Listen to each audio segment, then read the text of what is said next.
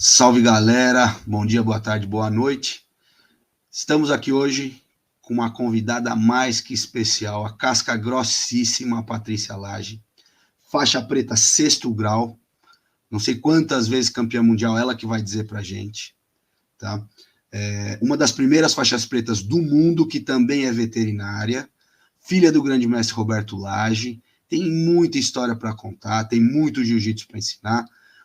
E eu vou pedir, antes da gente passar a palavra para a Paty, que vocês curtam, compartilhem, ativem o sininho, tá? Porque é isso que faz com que a gente continue fazendo esse trabalho, trazendo para vocês informação de qualidade, tentando elevar o nível do jiu-jitsu, fazendo com que as pessoas conheçam a verdadeira história do jiu-jitsu. Essa arte marcial incrível, que cresceu no Brasil, criada pela família Gracie, e que hoje ganhou o mundo. E poucas pessoas sabem dessa história. Hoje tem tanta gente praticando, mas poucas pessoas sabem quem foi que lá atrás construiu toda essa estrada, onde muita gente hoje corre e ganha vida.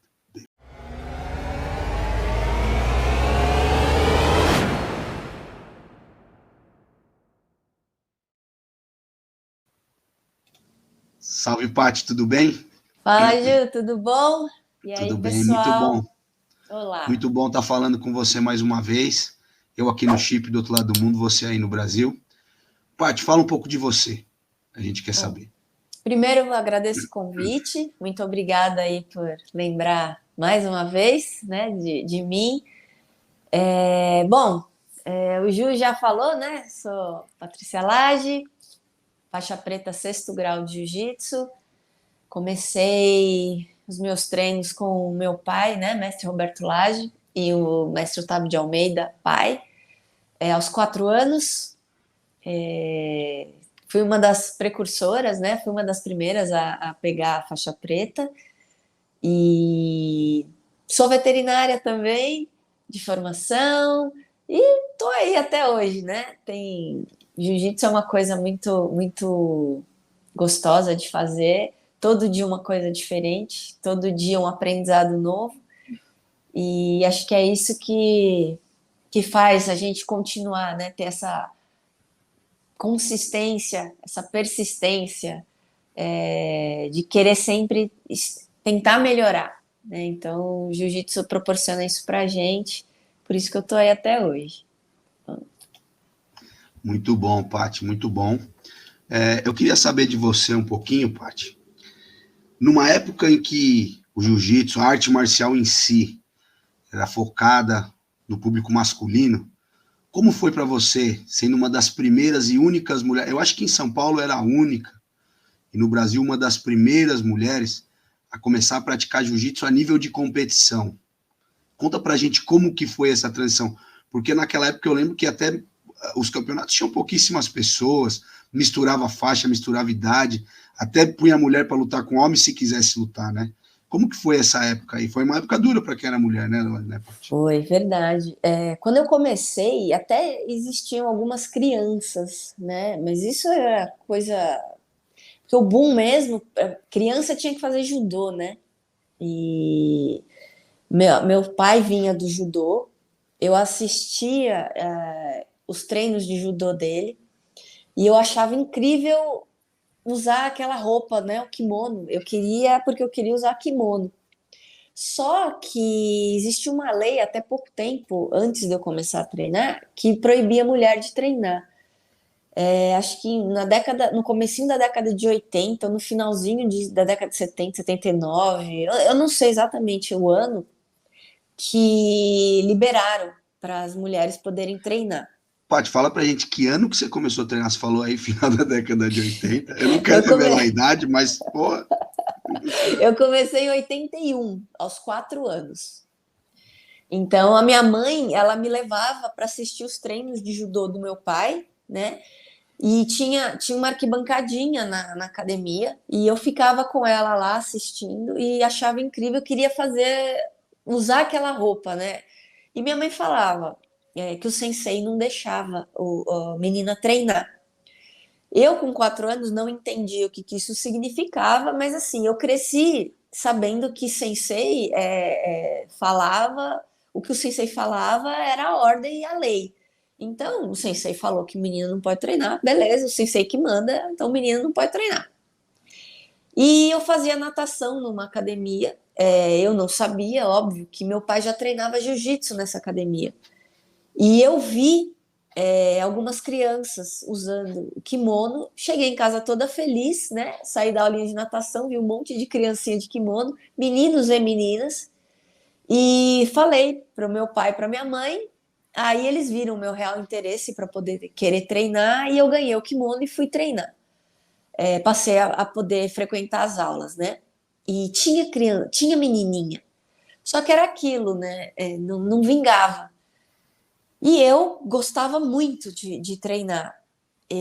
Eu sempre fui.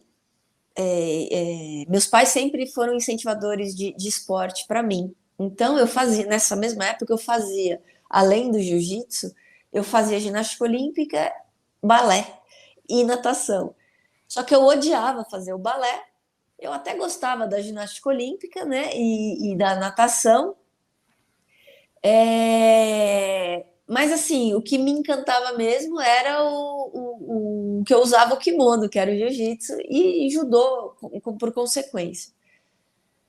Só que as meninas, né, não vingavam. Então, porque era aquilo, ainda mais 40 e tantos anos atrás, menina fazia o quê? Balé. E eu não queria fazer balé. Então eu ficava na luta e não tinha menininha. E eu acabava, por exemplo, tinha competição, não tinha menina. Eu ia lutar com os meninos.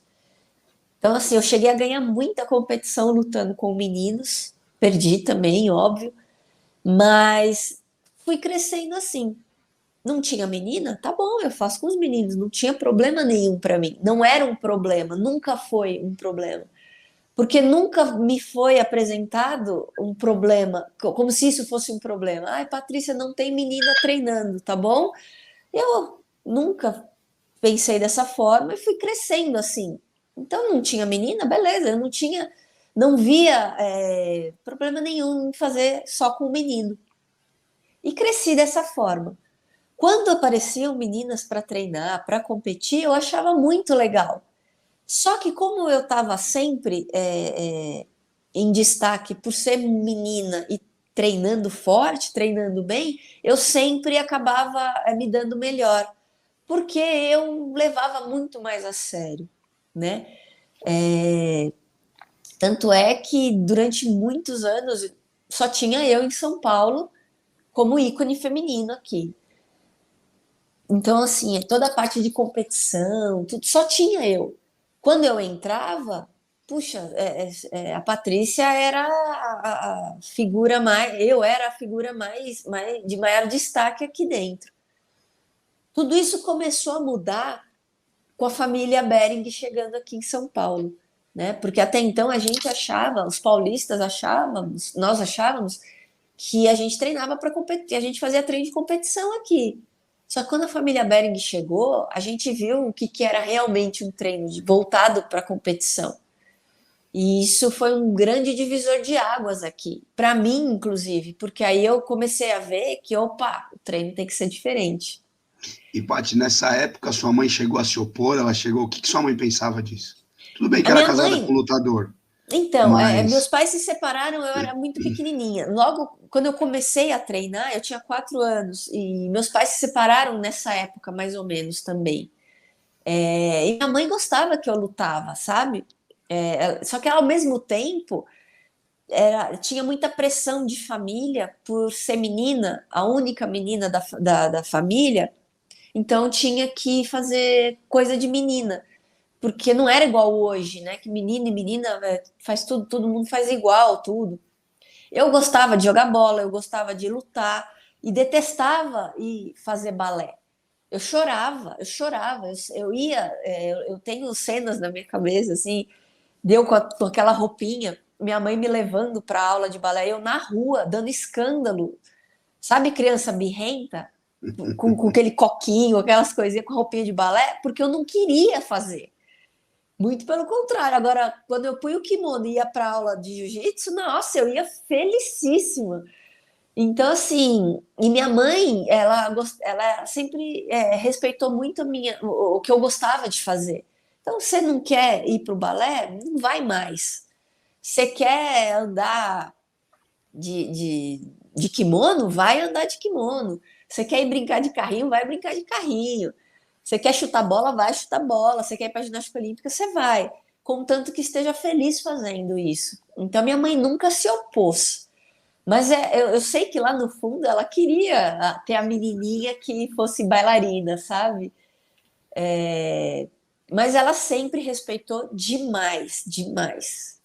E aí A você fam... falou que a família Bering chega em São Paulo e vocês entendem o que é um treino de competição. E quando Exato. você começou a competir, aí a visão dos pais também muda. O que é sua mãe quando você começou a competir?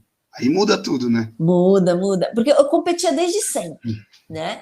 Mas é diferente uma competição de criança. Que é Uhum. criancinha ali, a gente não. Ah, criança é aquilo, né? Os pais acham que criança está fazendo ali, mas não sabe o que é da vida, né? Só que aquilo foi tomando gosto, eu fui tomando gosto, tomando gosto. Eu ganhava e achava, meu, muito bacana, eu ganhei, que legal. Aí eu perdia, puxa, ao invés de ficar, eu ficava triste, óbvio, mas eu falava assim, nossa, eu quero ganhar o próximo. Então, eu tinha essa coisa já dentro de mim, de querer ganhar, de ser competitiva, né? E meu pai instigava muito isso em mim nos treinos. Eu tinha que fazer as coisas, eu tinha que ser a melhor no meu treino. Mesmo com um monte de marmanjo ali, eu tinha que sobressair de alguma forma. Só que eu sempre fui muito pequena, né? Menina. Como é que uma menina se sobressai dentro do jiu-jitsu com um monte de marmanjo ali? É muito difícil. Então eu tinha, eu desde cedo venho com a mentalidade assim, eu tenho que fazer muito mais do que qualquer um aqui para eu me destacar. Então eu tinha que treinar 2 vezes mais, eu tinha que fazer tudo para eu ser melhor em alguma coisa, eu tinha que treinar muito mais do que qualquer um. E era isso que eu fazia. Então eu ia quando eu chegava no tatame, eu fazia, tinha que fazer 20 armlocks, eu fazia 200. Tinha que fazer 30 flexões, eu fazia 100. Sabe assim? Porque com isso eu ia mostrando que eu gostava realmente, né? E mostrava, ó, eu tô aqui, não é de brincadeira, não, é para levar a sério. Ainda mais por ser filha do seu pai, né? E Sempre a ele só me cobrança ainda o peso foi olhava. maior, né? Exatamente, eu tinha uma pressão muito grande por conta disso, mas quando eu era criança, eu não entendia isso. Eu simplesmente, ele mandava eu fazer e eu fazia, né? Quando eu fui crescendo, que eu fui entendendo o peso disso. Quando eu peguei a faixa preta, que isso foi uma coisa muito pesada para mim, porque eu tive que tirar o estigma, né? Faixa preta porque é filha do mestre. E eu levei muitos anos para falar, não, eu sou faixa preta porque eu sou faixa preta mesmo. Que ano que você pegou a Não, preta, Paty? eu peguei em 95. 95. Faz Eu tempo. peguei E, aos 18 anos, muito novinha também, sabe? e teve uma história interessante aí, né? De quando você pegou a preta, que o Raya parece que se opôs, né? Sim, sim. Foi. Eles fizeram. Antigamente, aqui em São Paulo, a gente tinha os campeonatos, não eram que nem hoje, que leva tipo 3, 4 dias de evento para fazer um campeonato. Numa tarde você fazia o campeonato todo, do infantil ao adulto preta, né? E aí o que acontecia? Terminavam as lutas, não era igual hoje também, que você termina a sua categoria, você vai lá, premia, né? Vai para o pódio, premia e vai embora, porque tá rolando outra categoria. Não. Acabava o infantil, para a criança receber a medalhinha dela, eu tinha que esperar acabar a categoria dos adultos preta. Então ficava todo mundo esperando. Por um lado era muito bacana, porque tinha aquela coisa da criança.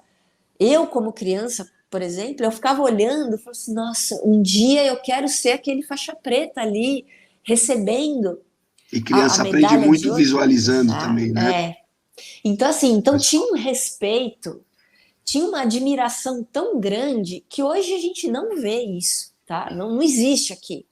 Pelo menos, eu desconheço.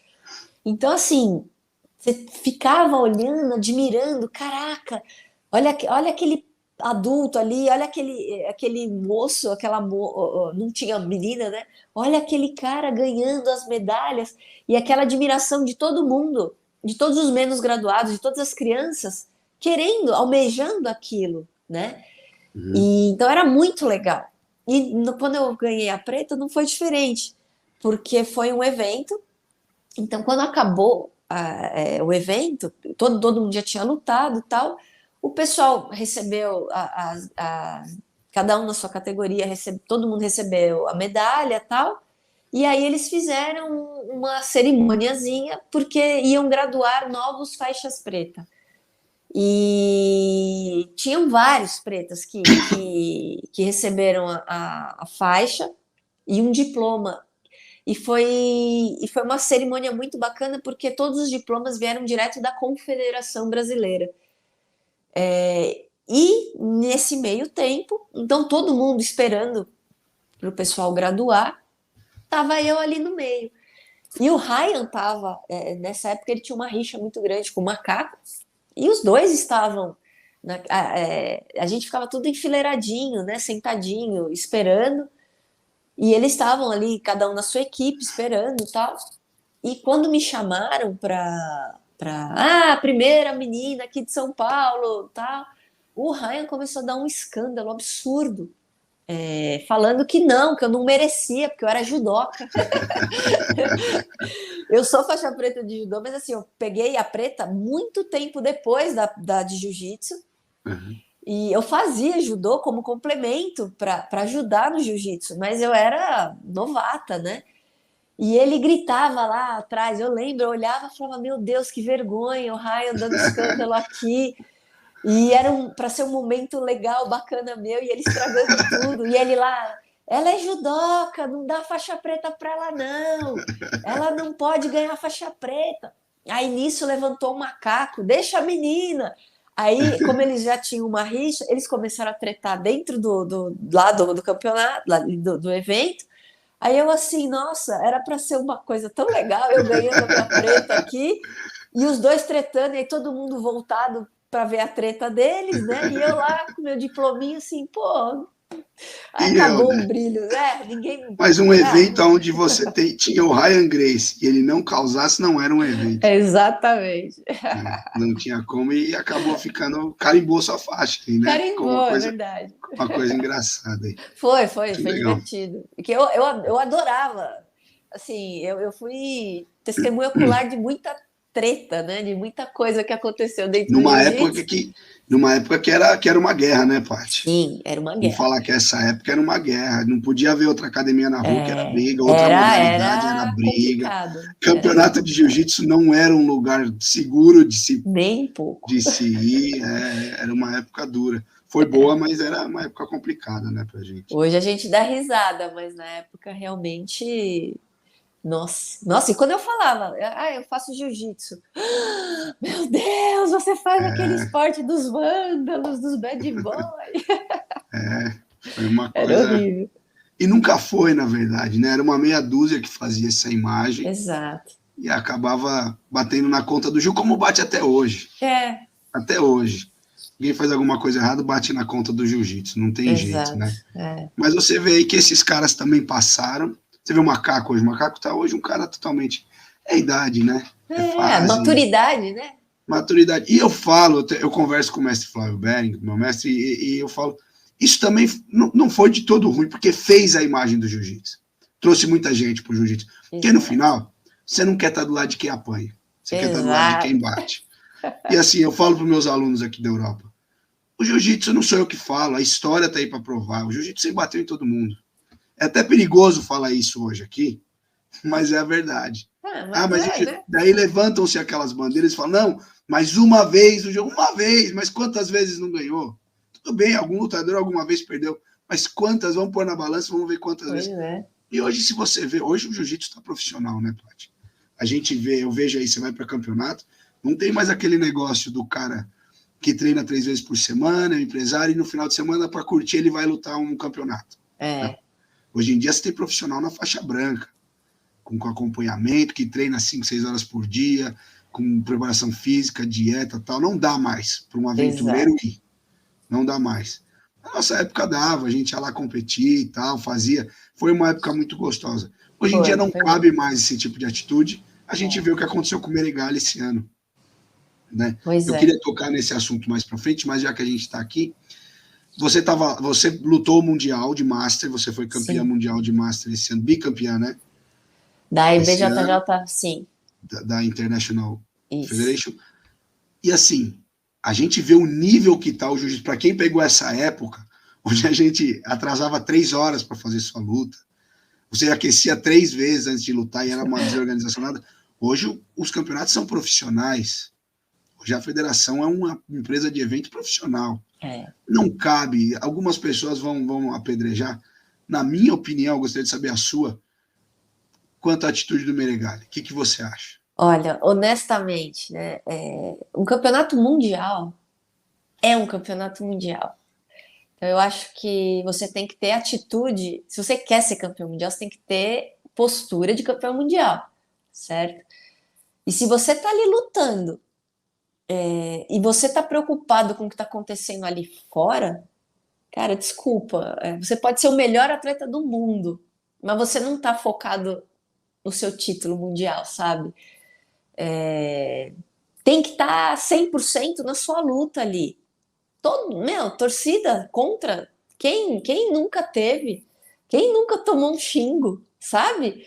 Agora, você se desconcentrar, né? Com chance de ganhar um título ali, mundial, de peso e absoluto, e resolver dar ouvidos à provocação de torcida, por pior que ela seja, cara, o que é mais importante? Você resolver, você xingar o cara lá fora ou você ganhar o título ali, né? Você ganhar sua luta ali. Então, assim, para mim foi totalmente inaceitável a postura dele. Eu acho o Meregali um cara fantástico, assim, dentro do jiu-jitsu, tá? Mas, desculpa, a postura que ele teve, ou você tá 100% focado no que você quer, acho que esse tipo de distração não combina com o que você tá buscando, entendeu? Acabou a luta, acabou tudo ali, aí sim, já acabou, sabe? Deixa eu ir lá ver, ou se quisesse, o cara me xingou minha mãe, sei lá o que aconteceu. Deixa eu. Não, isso eu resolvo depois. O foco agora é outro, sabe? Eu acho que isso tira o, tira o foco ali. Pô, você não quer ser campeão mundial? Pô, Tira o o título brilho da mais tira o competição e do seu brilho, tira título, né? tudo. Pô, você tá Isso ali. é. Então, assim, você não queria tanto, sabe? Eu acho Sim, que a partir sim. do momento que você não tá 100% na sua luta ali, você não quer o título, desculpa. É isso aí. Lógico que quero. Não, não quer. Quem quer vai fazer de tudo para conseguir ali o objetivo. Sim. E É era uma uma promessa desse distração. ano, né? E Pois era a é, e o cara promessa é desse ano. É bom, um cara extremamente talentoso, com um muito. jiu-jitsu bonito, bem agressivo, mas infelizmente ele conseguiu estragar a festa, né? É o É, cara que briga no fim da festa, né? Porque não estragou só a dele, estragou estragou a aposentadoria do é, Preguiça, porque eu garanto que o Preguiça gostaria muito, de fazer a ganhando ou luta. perdendo, de fechar a carreira dele com uma luta dessa, Ia ser uma entendeu? puta luta legal, sabe? Sim, todo mundo estava querendo ver. Eu achei também que foi muito amadorismo. Eu Não também digo que achei. foi inexperiência, porque ele não é inexperiente. Ele é um menino novo, mas ele já lutou muito. Ele já lutou muito aí. Não é inexperiência, não. Foi amadorismo, ele deixou a emoção falar, o ego falar. Uhum, Acabou estragando o show, né? Poderia ter sido diferente. é, E isso pode ter uma consequência na carreira dele daqui para frente. A gente não sabe como ele volta. Um baque exatamente. desse, a gente sabe, a gente que é competidor, eu já fui, hoje não compito mais, mas a gente sabe o que é uma frustração, que é uma frustração dessa acontece. E ele sabia da regra. Depois Pois eu vi é. uma reportagem dele falando: a regra tá lá, mas eles tinham que ser flexíveis. Poxa, bicho, Por a que que regra tá com ele lá, tinha que ser diferente, né? então beleza. Você vai estar lutando com preguiça, mas como é a aposentadoria do preguiça, se você pegar as costas dele, eu não vou te dar os 4 pontos. Tá na regra, mas eu não vou dar, eu vou ser É, flexível. É a última do cara, você ainda vai lutar mais vezes, entendeu? Não exatamente. cabe, não Não cabe, né? cabe, eu também acho que não. E assim, eu sempre Complicado. achei o Meregali é um cara com um mental muito forte. E de repente eu olhei e falei, nossa, não é esse cara que estava lutando um tempo atrás. O que aconteceu, sabe? Porque eu acho que quando você vai com a mente forte, quando você tem uma mentalidade de campeão realmente, você tá. Porque o treino para competição hoje em dia não é só físico, né? Você tem que estar com a cabeça preparada para isso. Justamente para não acontecer isso, de você se frustrar e você saber lidar com isso também, que isso faz parte do treino. Porque a gente ganha e a Sim. gente perde, né? E você não foi lá para lutar com a torcida, né, Paty? Você foi para lutar com o cara Exato, que tá lá. A exato. torcida vai existir, não tem jeito. Não E, tem jeito, e enfim. Foi uma fatalidade. Foi foi. triste, a gente não sei. Depois teve um outro problema, que acabaram dando a vitória para outro cara lá, né? A É, BJJ também cometeu uns erros eu lá, né? achei que assim, foi tudo fora de timing, entendeu? Uhum. Foi uma sucessão de erros ali. E o duro disso, se a gente for analisar, não pela ótica do atleta agora, pela ótica da instituição jiu-jitsu, de tudo que o jiu-jitsu representa, e aonde já chegou hoje, isso conta mal pro jiu-jitsu, esse tipo de amadorismo, sabe? Porque, É, querendo ou não, lá na frente vão falar, aí, ó, no final a gente estava certo. São é. caras que não são atletas, porque isso não é atitude de atleta. Não O é, atleta não não é. faz isso, muito menos de um artista marcial. Não estou julgando, foi um momento de fraqueza dele que qualquer um de nós pode ter. Exato. Mas a gente tem que julgar o ato, não o que poderia ser. Né? Então a gente está comentando o ato e Exato. não foi uma coisa agradável, né? É. Enfim, conta do seu mundial pra gente aí, então. Como que é? Ah, Ser foi, bicampeã mundial. foi muito bacana. Eu fiz uma preparação assim. Eu queria ter ido, né? Eu fui em 2019, aí em 2020 deu a pandemia e não ia ter como ir. E a gente estava achando que eles não iam fazer o evento. E acabou, no final das contas, que eles fizeram o campeonato mundial, mas só pôde ir quem estava lá já, né? Então, a gente ficou super bravo aqui, né? Poxa, que sacanagem, porque não pode ir um brasileiro. Como é que você vai fazer um campeonato mundial de jiu-jitsu sem brasileiro? Ao meu ver, não tem muito nexo, sabe? Que queira ou não, a gente né? Pô, Vou te interromper, só para aí nisso. Eu já acho um absurdo o campeonato mundial de jiu-jitsu ser nos Estados Unidos. Tinha que ser no Rio de Janeiro até hoje, porque é a meca do jiu-jitsu. pois é. Claro que o dólar vai falar mais alto, mas Sim, é o sim, mundial, vamos cobrar em dólar. Mas ter exatamente. levado o mundial para os Estados Unidos foi uma sacanagem, foi uma ofensa com o jiu-jitsu brasileiro. Pois é. Foi isso que abriu a janela para esses caras querer criar esse American Jiu-Jitsu aí, que eu nem quero falar nisso agora. É. Vamos lá, Mas é isso continua. mesmo. Né? Tirou daqui, sabe? Pô, por que foi para lá? Ou seja, só vai para fora quem tem verba para ir, entendeu? Porque não é uma viagem barata, né? Então é complicado. Aí, isso, o que aconteceu? Deu margem também para a gente ter outras federações, outras confederações que se aproveitaram disso e fazem um evento aqui. E são eventos enormes, E você né? sabe o que conta, o que é ruim disso tudo, parte no meu ponto de vista, analisando. Aí o pessoal fala, o jiu-jitsu quando o jiu-jitsu vai ser olímpico? Na minha opinião, nunca. Nunca, na minha Sabe também, por quê? nunca. É o único esporte do mundo que você pode ser campeão mundial 5 vezes num ano. Você é 5 vezes campeão mundial, você pode lutar todas. Tem federação lá em Minas de É, jiu-jitsu olímpico, sendo que o jiu-jitsu não é olímpico. Eles promovem o campeonato mundial. Então, assim, e os exato. lutadores vão fazer. Então, é uma sucessão de erros. Porque os lutadores, a classe nossa do jiu-jitsu, não devia dar barda para esse tipo de federação.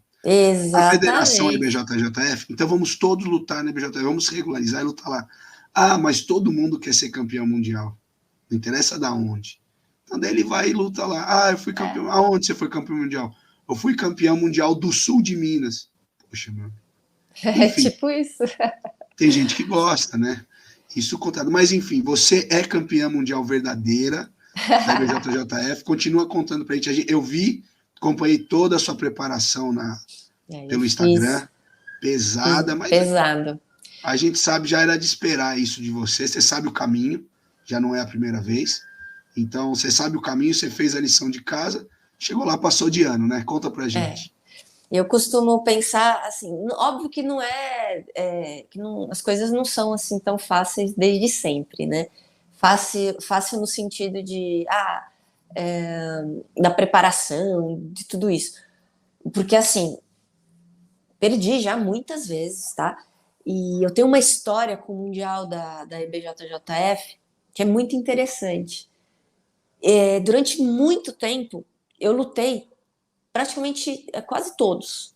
E eu não conseguia ganhar, eu não conseguia passar da primeira luta, sabe? E aí eu ficava com aquela coisa, meu Deus, eu não consigo lutar mundial da IBJJF, eu não consigo, não consigo. O dia que eu tirei esse bloqueio da minha cabeça, foi quando eu comecei a fluir, né? E é tudo questão de maturidade. A gente acho que tudo tem tempo, a sua hora certa de acontecer, e, e tudo tem a sua hora, a sua maturidade, e a gente tem que aprender com isso. Então, assim, eu acho que eu errei muito com relação à preparação física, com relação à alimentação. Eu sempre achei que eu tinha que fazer dieta. Mas eu achava, teve uma época, durante muito tempo, que eu achava que eu tinha que fazer dieta de segunda a segunda. Era um negócio super restrito, sabe? Era uma coisa muito 8 ou 80. E hoje eu sei, porque depois de muitas tentativas frustradas de muita coisa, que eu sei que eu não tenho que ser 8 ou 80, eu tenho que ser flexível, eu tenho que ter equilíbrio. Se eu não tiver equilíbrio, não adianta eu fazer nada certinho, nada extremo, que não vai funcionar, né? Então, alguns anos para cá, posso falar de uns 11 anos para cá, que eu comecei a mudar o pensamento, né? Então, assim, tenho que ter equilíbrio nas coisas, eu tenho que ter equilíbrio nos treinos, eu tenho que ter equilíbrio na alimentação.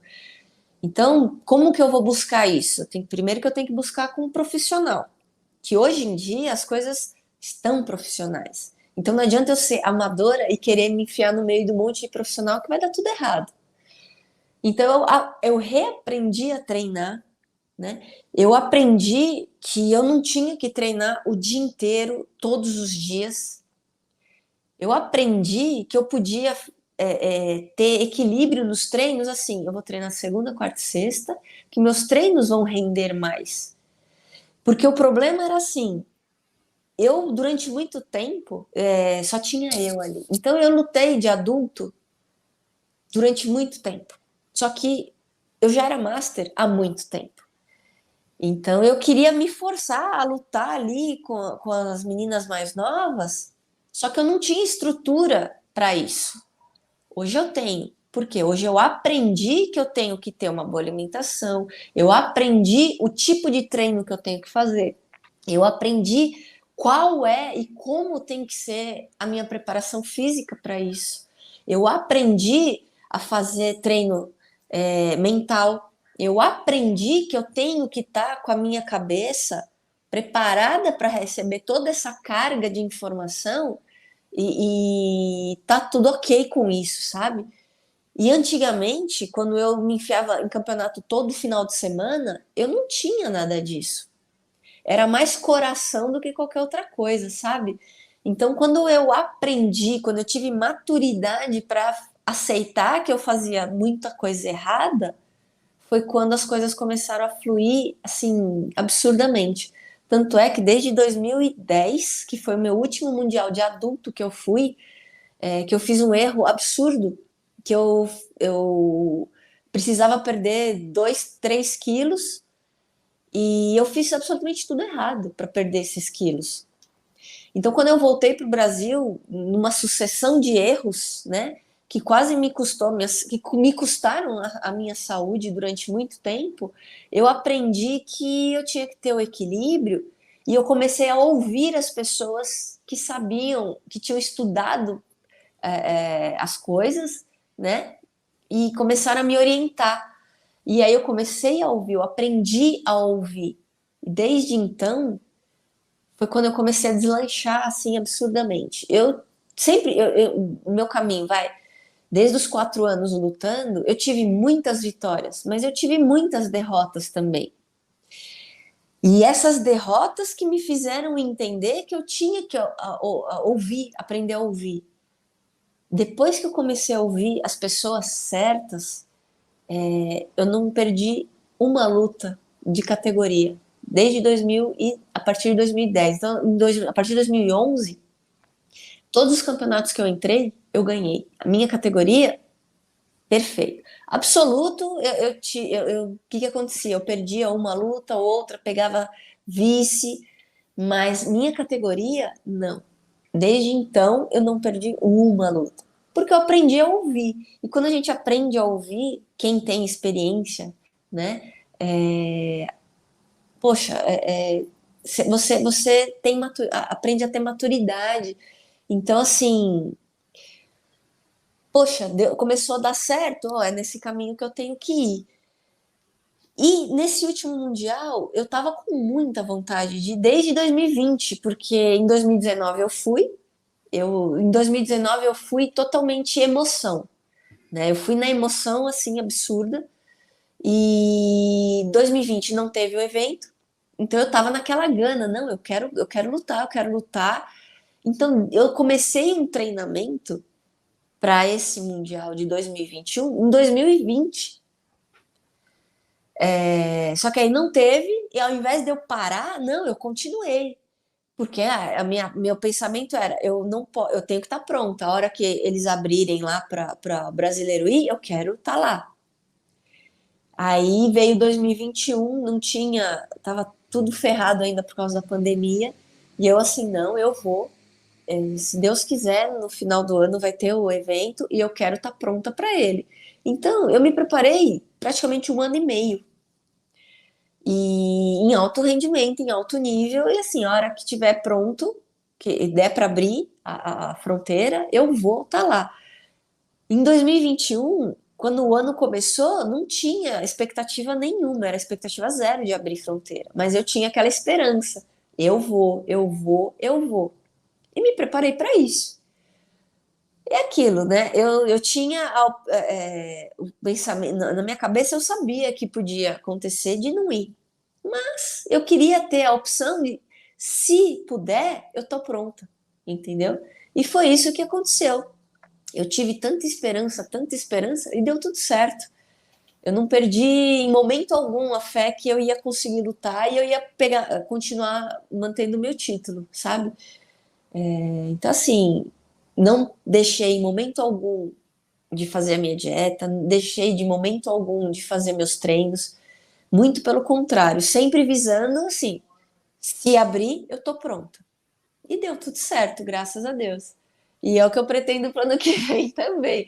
Se todo ano que eu vou, eu falo assim, nossa, vai ser meu último, eu vou me aposentar depois disso, vou aposentar. Aí eu fico assim, mas é tão gostoso, o processo de se preparar é tão gostoso, que aí o que eu penso?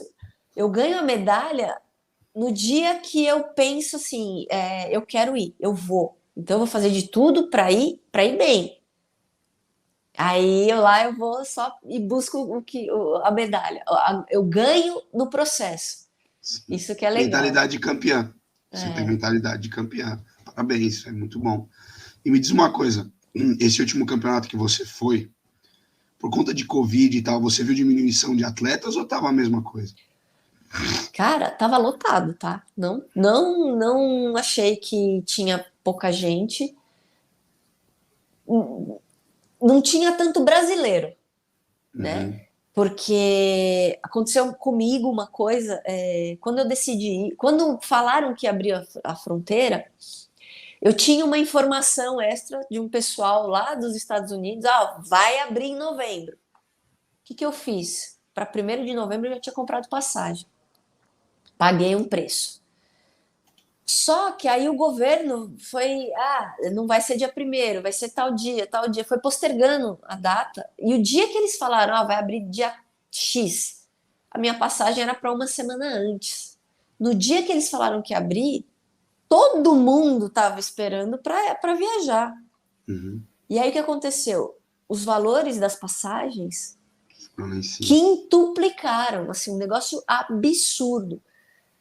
Aí eu tive que trocar a data da passagem, né? E quando entrei em contato com a companhia aérea, eu falei, eu preciso da passagem pro dia tal. Tá bom. E a minha passagem já estava paga. Aí a menina falou assim, vai ser X. Aí eu, beleza, e você vai descontar o valor que eu já paguei. Ela, não, esse valor já é com descontado. Eu, como assim? O valor que eu tinha pago, vamos supor assim, eu tinha pago R$ 2.000. A passagem nova, tipo, tava 8. Já descontado os dois. Aí eu assim, não, mas você vai descontar os dois. Não, já está descontado. Então eu paguei, assim, muito caro E mesmo. você tem patrocínio, Paty? É tudo você mesmo que Não, banca? foi tudo eu. Eu economizei 1 ano e meio porque era para eu ter ido em 2020. O dinheiro que era para eu ter ido em 2020, eu não gastei. Eu falei, eu vou em 2021. Então eu fui juntando. Só que nisso o dólar foi explodindo cada vez mais, o dólar foi aumentando, o preço da passagem subiu absurdamente. Só que eu estava com a ideia de ir para o Mundial estava tão enraizada dentro de mim que eu falei, eu vou pagar 6 passagens, a minha hospedagem vai dar como se eu fosse ficar 6 meses e eu vou ficar uma semana, mas eu Você vou. morou, você morou seis Eu meses e uma semana. Exatamente. E assim, Complicado. foi muito complicado. Eu não tive apoio, assim, zero, zero. Então, foi tudo eu aqui. E quando você chega lá, como que é seu camp quando você tá lá? Você vai para alguma academia, você treina lá, tem um pessoal Sim, que te recebe, como é que é? uma das primeiras coisas que eu gosto de fazer é assim, o lugar que eu vou ficar, né? Eu sou muito Caxias com aquela coisa, a minha alimentação. Eu vou fazer minha comida. Eu vou seguir exatamente o que eu faço aqui. Eu só vou estar em outro lugar. Mas eu tenho que ter uma cozinha, eu tenho que ter fazer, é tudo igual, sabe? Então, primeira coisa, eu tenho que ficar num lugar onde eu vá fazer minha comida, onde eu consiga fazer minhas coisas.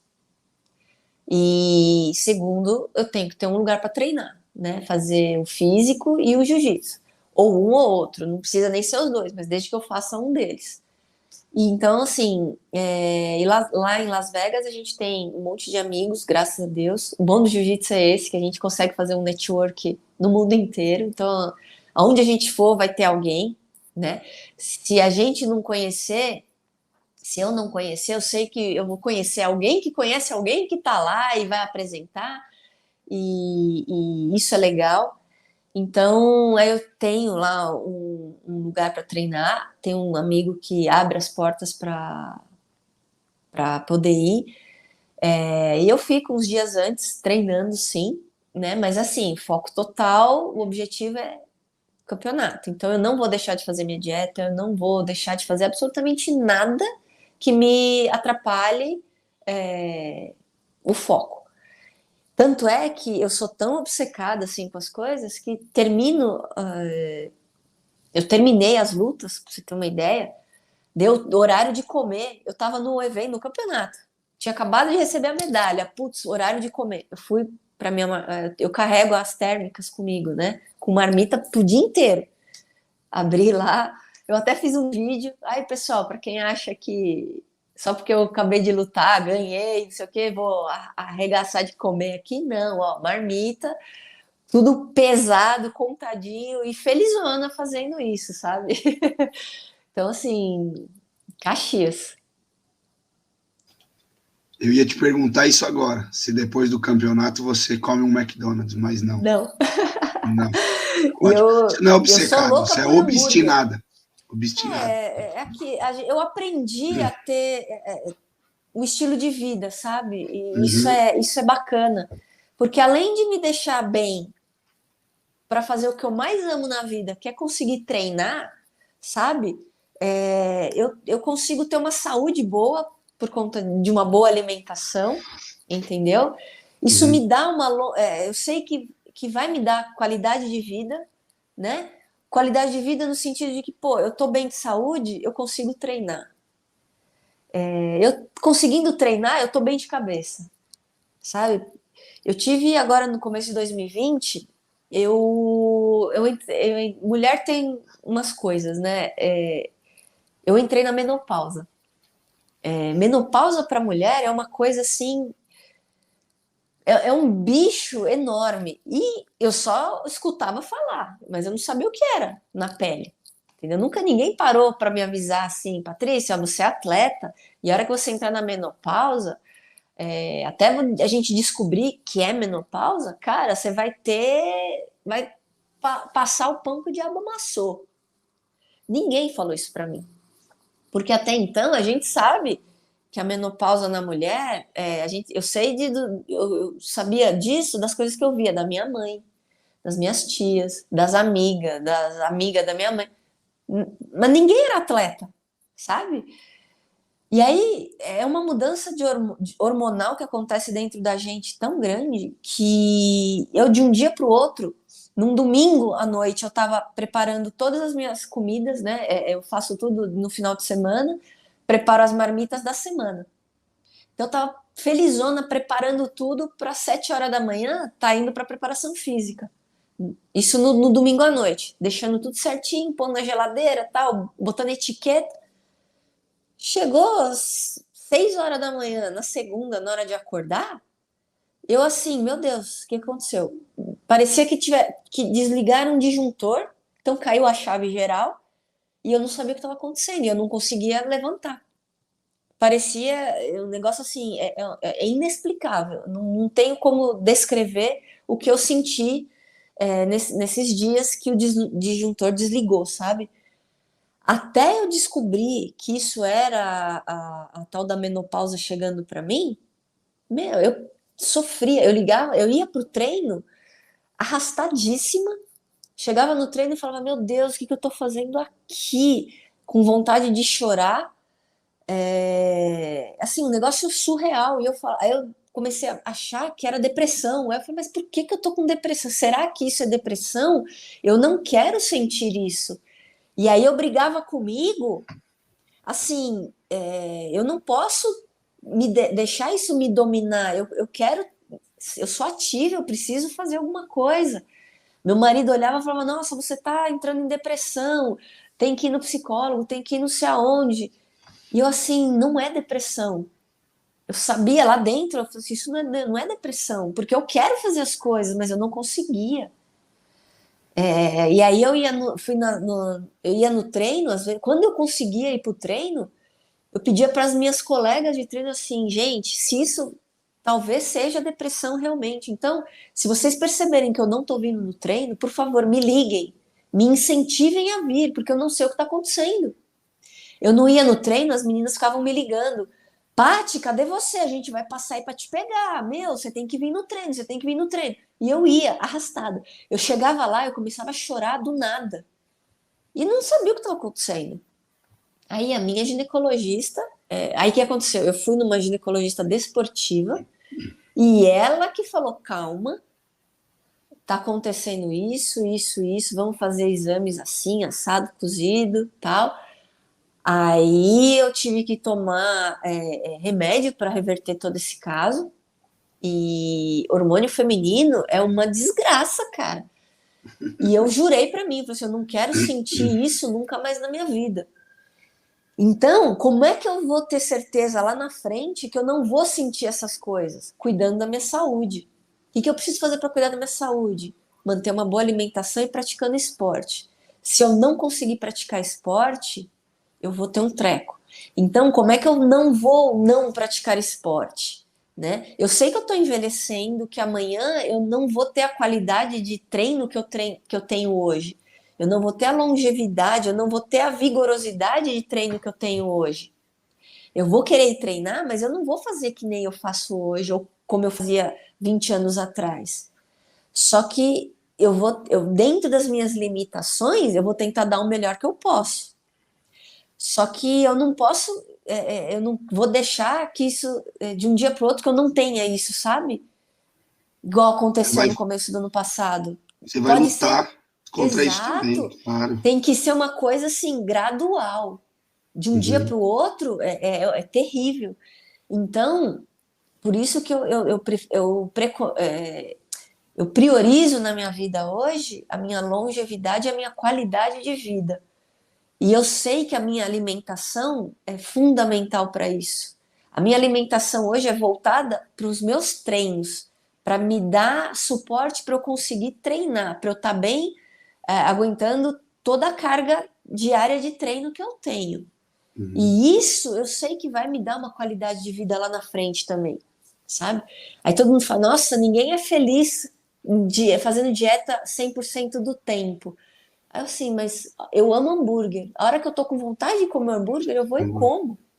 Não vai me matar comer um hambúrguer e como com a batata frita, com um monte de ketchup, maionese, Claro. como, tomo o milkshake, tomo o sorvete cheio de meleca. No dia seguinte, isso não influenciou em nada. O que eu não posso fazer é fazer isso todo dia, Todo dia, sim. entendeu? Porque isso atrapalha o meu treino. Uhum. Tudo meu hoje é o quê? Eu priorizo minha qualidade de treino, porque eu sei que a qualidade do meu treino ajuda na minha qualidade de vida. E vou fazer 45 anos, não tenho uma lesão, estou treinando em alto rendimento, eu faço tudo da melhor maneira que eu posso. E eu quero ver os atletas de hoje, que têm 20 anos, hoje, se quando eles tiverem 45, se eles vão estar como eu tô, sabe? Porque às Com vezes o certeza. pessoal acha que se entupir de coisa, que fazer dieta de qualquer jeito, pô, mas ninguém pensa lá na frente, entendeu? E tem Eu, muita lenha para queimar ainda, né, Paty? Deus Você não se quiser, sente. Você não se sabe? sente. A gente vê que você não tá no fim, não. Acho que você tá Não, no mas auge agora. eu me sinto Acho que você tá super no bem, auge. juro pra você, juro pra Uhum. você. Eu vi a minha Você pensa mãe. se aposentar ou não? Pensar, eu penso, Pensar, a mas gente toda hora pensa. que eu chego Mas na você hora, tem uma previsão disso ou não? não. Todo mundial eu Isso é uma falo que, maravilha. esse é o último, porque dá muito trabalho Sim, preparar. Aí todo mundo fala assim também, nossa, por que você vai em um campeonato, dois no máximo por ano? Pô, porque hoje, depois de toda a minha trajetória, hoje eu me dou o direito de escolher o campeonato que eu quero. Porque hoje eu vejo um monte de gente, eu vou em campeonato, tem que ir no campeonato todo final de semana. Já foi mas minha época de fazer isso. 2 por ano, mas qual a qualidade do seu campeonato? Você não está Exatamente. lutando um campeonato de bairro do seu clube, você está lutando um Exato. mundial, um Exato. pan-americano, um europeu. Você não está lutando. Então, assim, tá Isso. mais do que ótimo. Tem gente que E se prepara assim, o ano inteiro para lutar o mundial e tá bom. e tá ótimo. Pô, Claro. e desde que você bote o foco, né? É a meta, meu É que mundial. Então ninguém eu vou tá na fazer sua de pele, tudo. né? O que carrega a sua pele é a sua carcaça. Ninguém tá lá, Exato. sabe? Cara, e eu assim, eu aprendi uma coisa. Eu vi minha mãe ter um monte de problema de saúde. Eu vi meu pai ter um monte de problema de saúde. Eu vi o fim da vida deles como foi. Eu não quero isso pra mim. Então eu me cuido, cara. Eu procuro Perfeito. fazer as coisas da melhor maneira possível, porque eu não quero depender, sabe, eu sei que eu vou ficar velhinha, que eu vou precisar das pessoas, mas eu não quero ser do jeito que foi com eles, entendeu? Envelhecer com qualidade, né, Paty? Exato, Com exato. certeza. Todo E mundo acho quer viver bem, mas ninguém quer viver entrevado, né? é aquilo, todo mundo quer ir para o céu, mas ninguém quer morrer, né? É, E é as verdade. coisas dão trabalho, cara. Assim, Uhum. eu quero ganhar o campeonato mundial. Mas você está preparado para o processo que é? Para se Sim, abdicar de tudo? Eu não não, é eu para não qualquer um. sou uma pessoa que nasceu com um talento ou com um dom, sabe? De tipo, de poder me dar o direito de ficar, sabe? De me dar o luxo de não treinar nada, de comer qualquer porcaria, ir lá e ganhar. Eu não sou assim. Eu tenho que penar muito, eu tenho que treinar muito para conseguir estar bem. Se eu, putz, quem me dera, entendeu? Tem gente que nasceu com o dom, eu não tenho esse dom. O meu dom é o quê? É o trabalho, eu tenho que trabalhar para isso. Então eu vou atrás. Se eu tivesse o dom, talvez eu ia estar, sei lá, com a mãozinha aqui assim, ó, não preciso treinar, mas não é meu caso. Se eu não treinar, eu vou ficando para trás.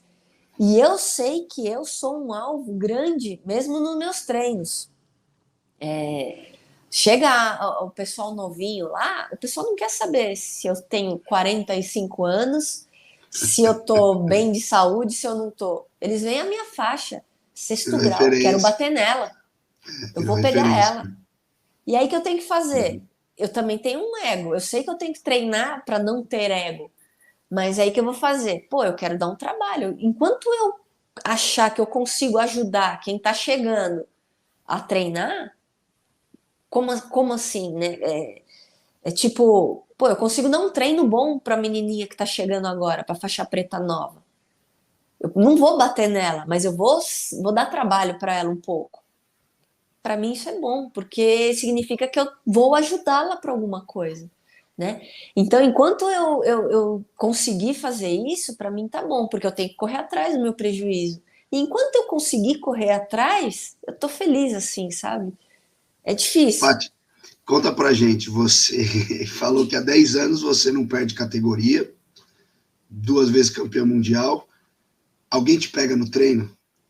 Pega, lógico. Muito, Eu sei que muito. não se comenta treino, não tô falando quem. Não, Você mas mais bate pega. ou mais faz bater?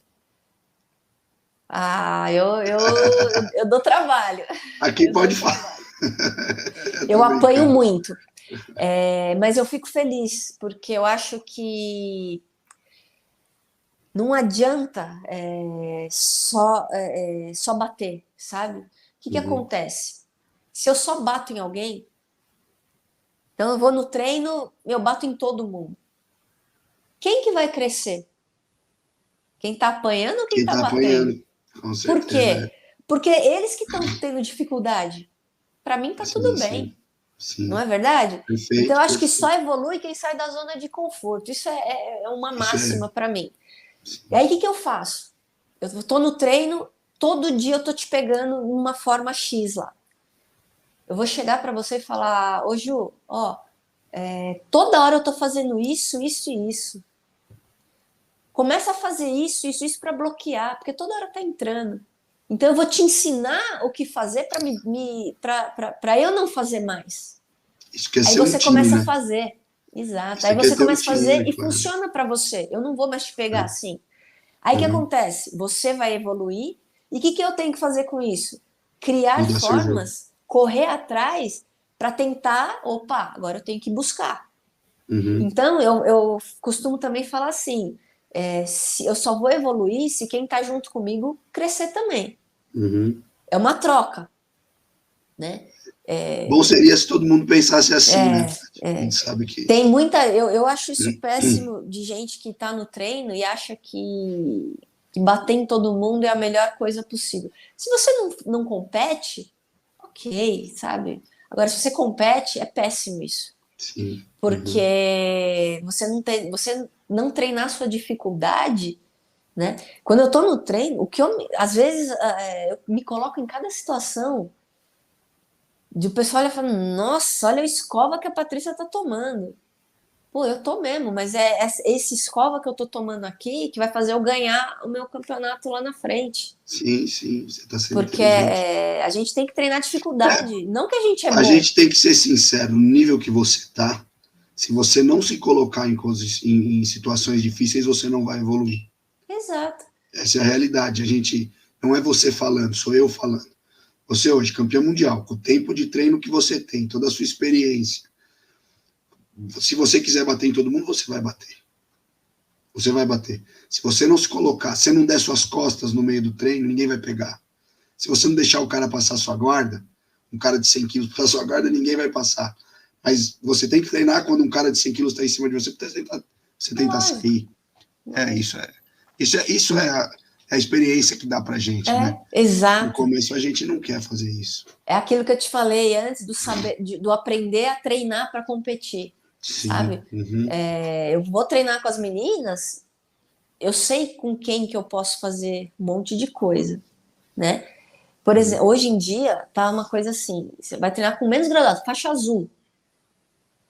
Eu sei que se eu treinar posição ruim com a faixa azul, eu não sou a Patrícia ali, eu só sou um alvo. Uhum. Ela vai vir babando para arrancar minha cabeça fora. Por um lado, isso é bom. Uhum. Mas aquilo, aí você bate na pessoa, a pessoa não vai te respeitar pelo que você é ou por quem você foi dentro do jiu-jitsu, dentro do esporte. A pessoa só vai te respeitar se, assim, nem vai respeitar, sabe? Aí você fala assim, ó, Uhum. não treina desse jeito, faz isso, assado, assim. Aí você vê a pessoa faz assim, ó, tá bom. Você fala, pô, não é assim, eu tô tentando te ajudar. Aí você vê que a pessoa não tá querendo te ouvir, aí você vai e bate, bate, bate. Nossa, Patrícia é mó grossa, pelo amor de Deus, só machuca, só não sei o quê. Aí você fala, ai meu Deus, isso aí não é treino, sabe? Já não passa a É, ser treino. Então, assim, aí você fala assim, meu, não é bater em todo mundo que faz você ser campeão. É você treinar as suas dificuldades. Eu sou muito ruim, muito ruim. Eu era muito ruim de passar guarda. uhum. Eu sempre fui muito boa de defesa. Aí um dia eu precisei passar a guarda num campeonato e falei: caraca, o que que eu faço? Vou perder a luta porque eu não sei passar a guarda? Perdi a luta porque eu não sabia passar a guarda. O que que eu comecei a treinar? Passar a guarda. Hoje eu adoro passar a guarda. Adoro. E você vai completando o seu jogo. Exato. E aí você tá no treino, aí você fala, nossa, tô muito ruim de raspagem. Meu, vou tentar raspar todo mundo. Aí tá no treino, cara, eu não consigo passar a guarda do fulano nem da fulana. Aí tem gente que vai o quê? É aquilo, da zona de conforto. Eu não consigo passar sua guarda. O que que eu Para vou de treinar com fazer? você. Ou eu não vou treinar com você, ou se vai começar, eu sento. Para Eu você passar a puxo. mim. Uhum. Uhum. O que que eu tô aprendendo? O que que eu tô Sim, evoluindo? Nada. sim. Teve uma Perfeito. época que eu tava treinando para um PAN e tinha um menino no treino de competição, ele batia aqui em mim, assim, pequenininho, um faixa roxa, todo curtinho, sabe? Parecia um gnominho o menino. Mas ele tinha uma guarda e as perninhas curtas, que para mim era um jogo horrível para mim. Eu não conseguia passar a guarda desse moleque. Aí o que acontecia? Toda vez que eu tava fazendo alguma coisa para passar, ele me pegava num triângulo ou no armlock. Toda vez, toda vez, toda vez. Só que eu insistia, eu ia para passar. De várias vezes ele olhar para mim e falar assim: "Ô, Paty, você não quer que eu comece passando?" Porque era um negócio assim ridículo de tanto que eu tomava o triângulo e o armlock da guarda dele. Aí eu assim, não, não e não, eu vou passar, eu vou conseguir. Até o dia que eu não tomei o triângulo e o armlock e comecei a desenvolver uma saidinha ali que começou a funcionar.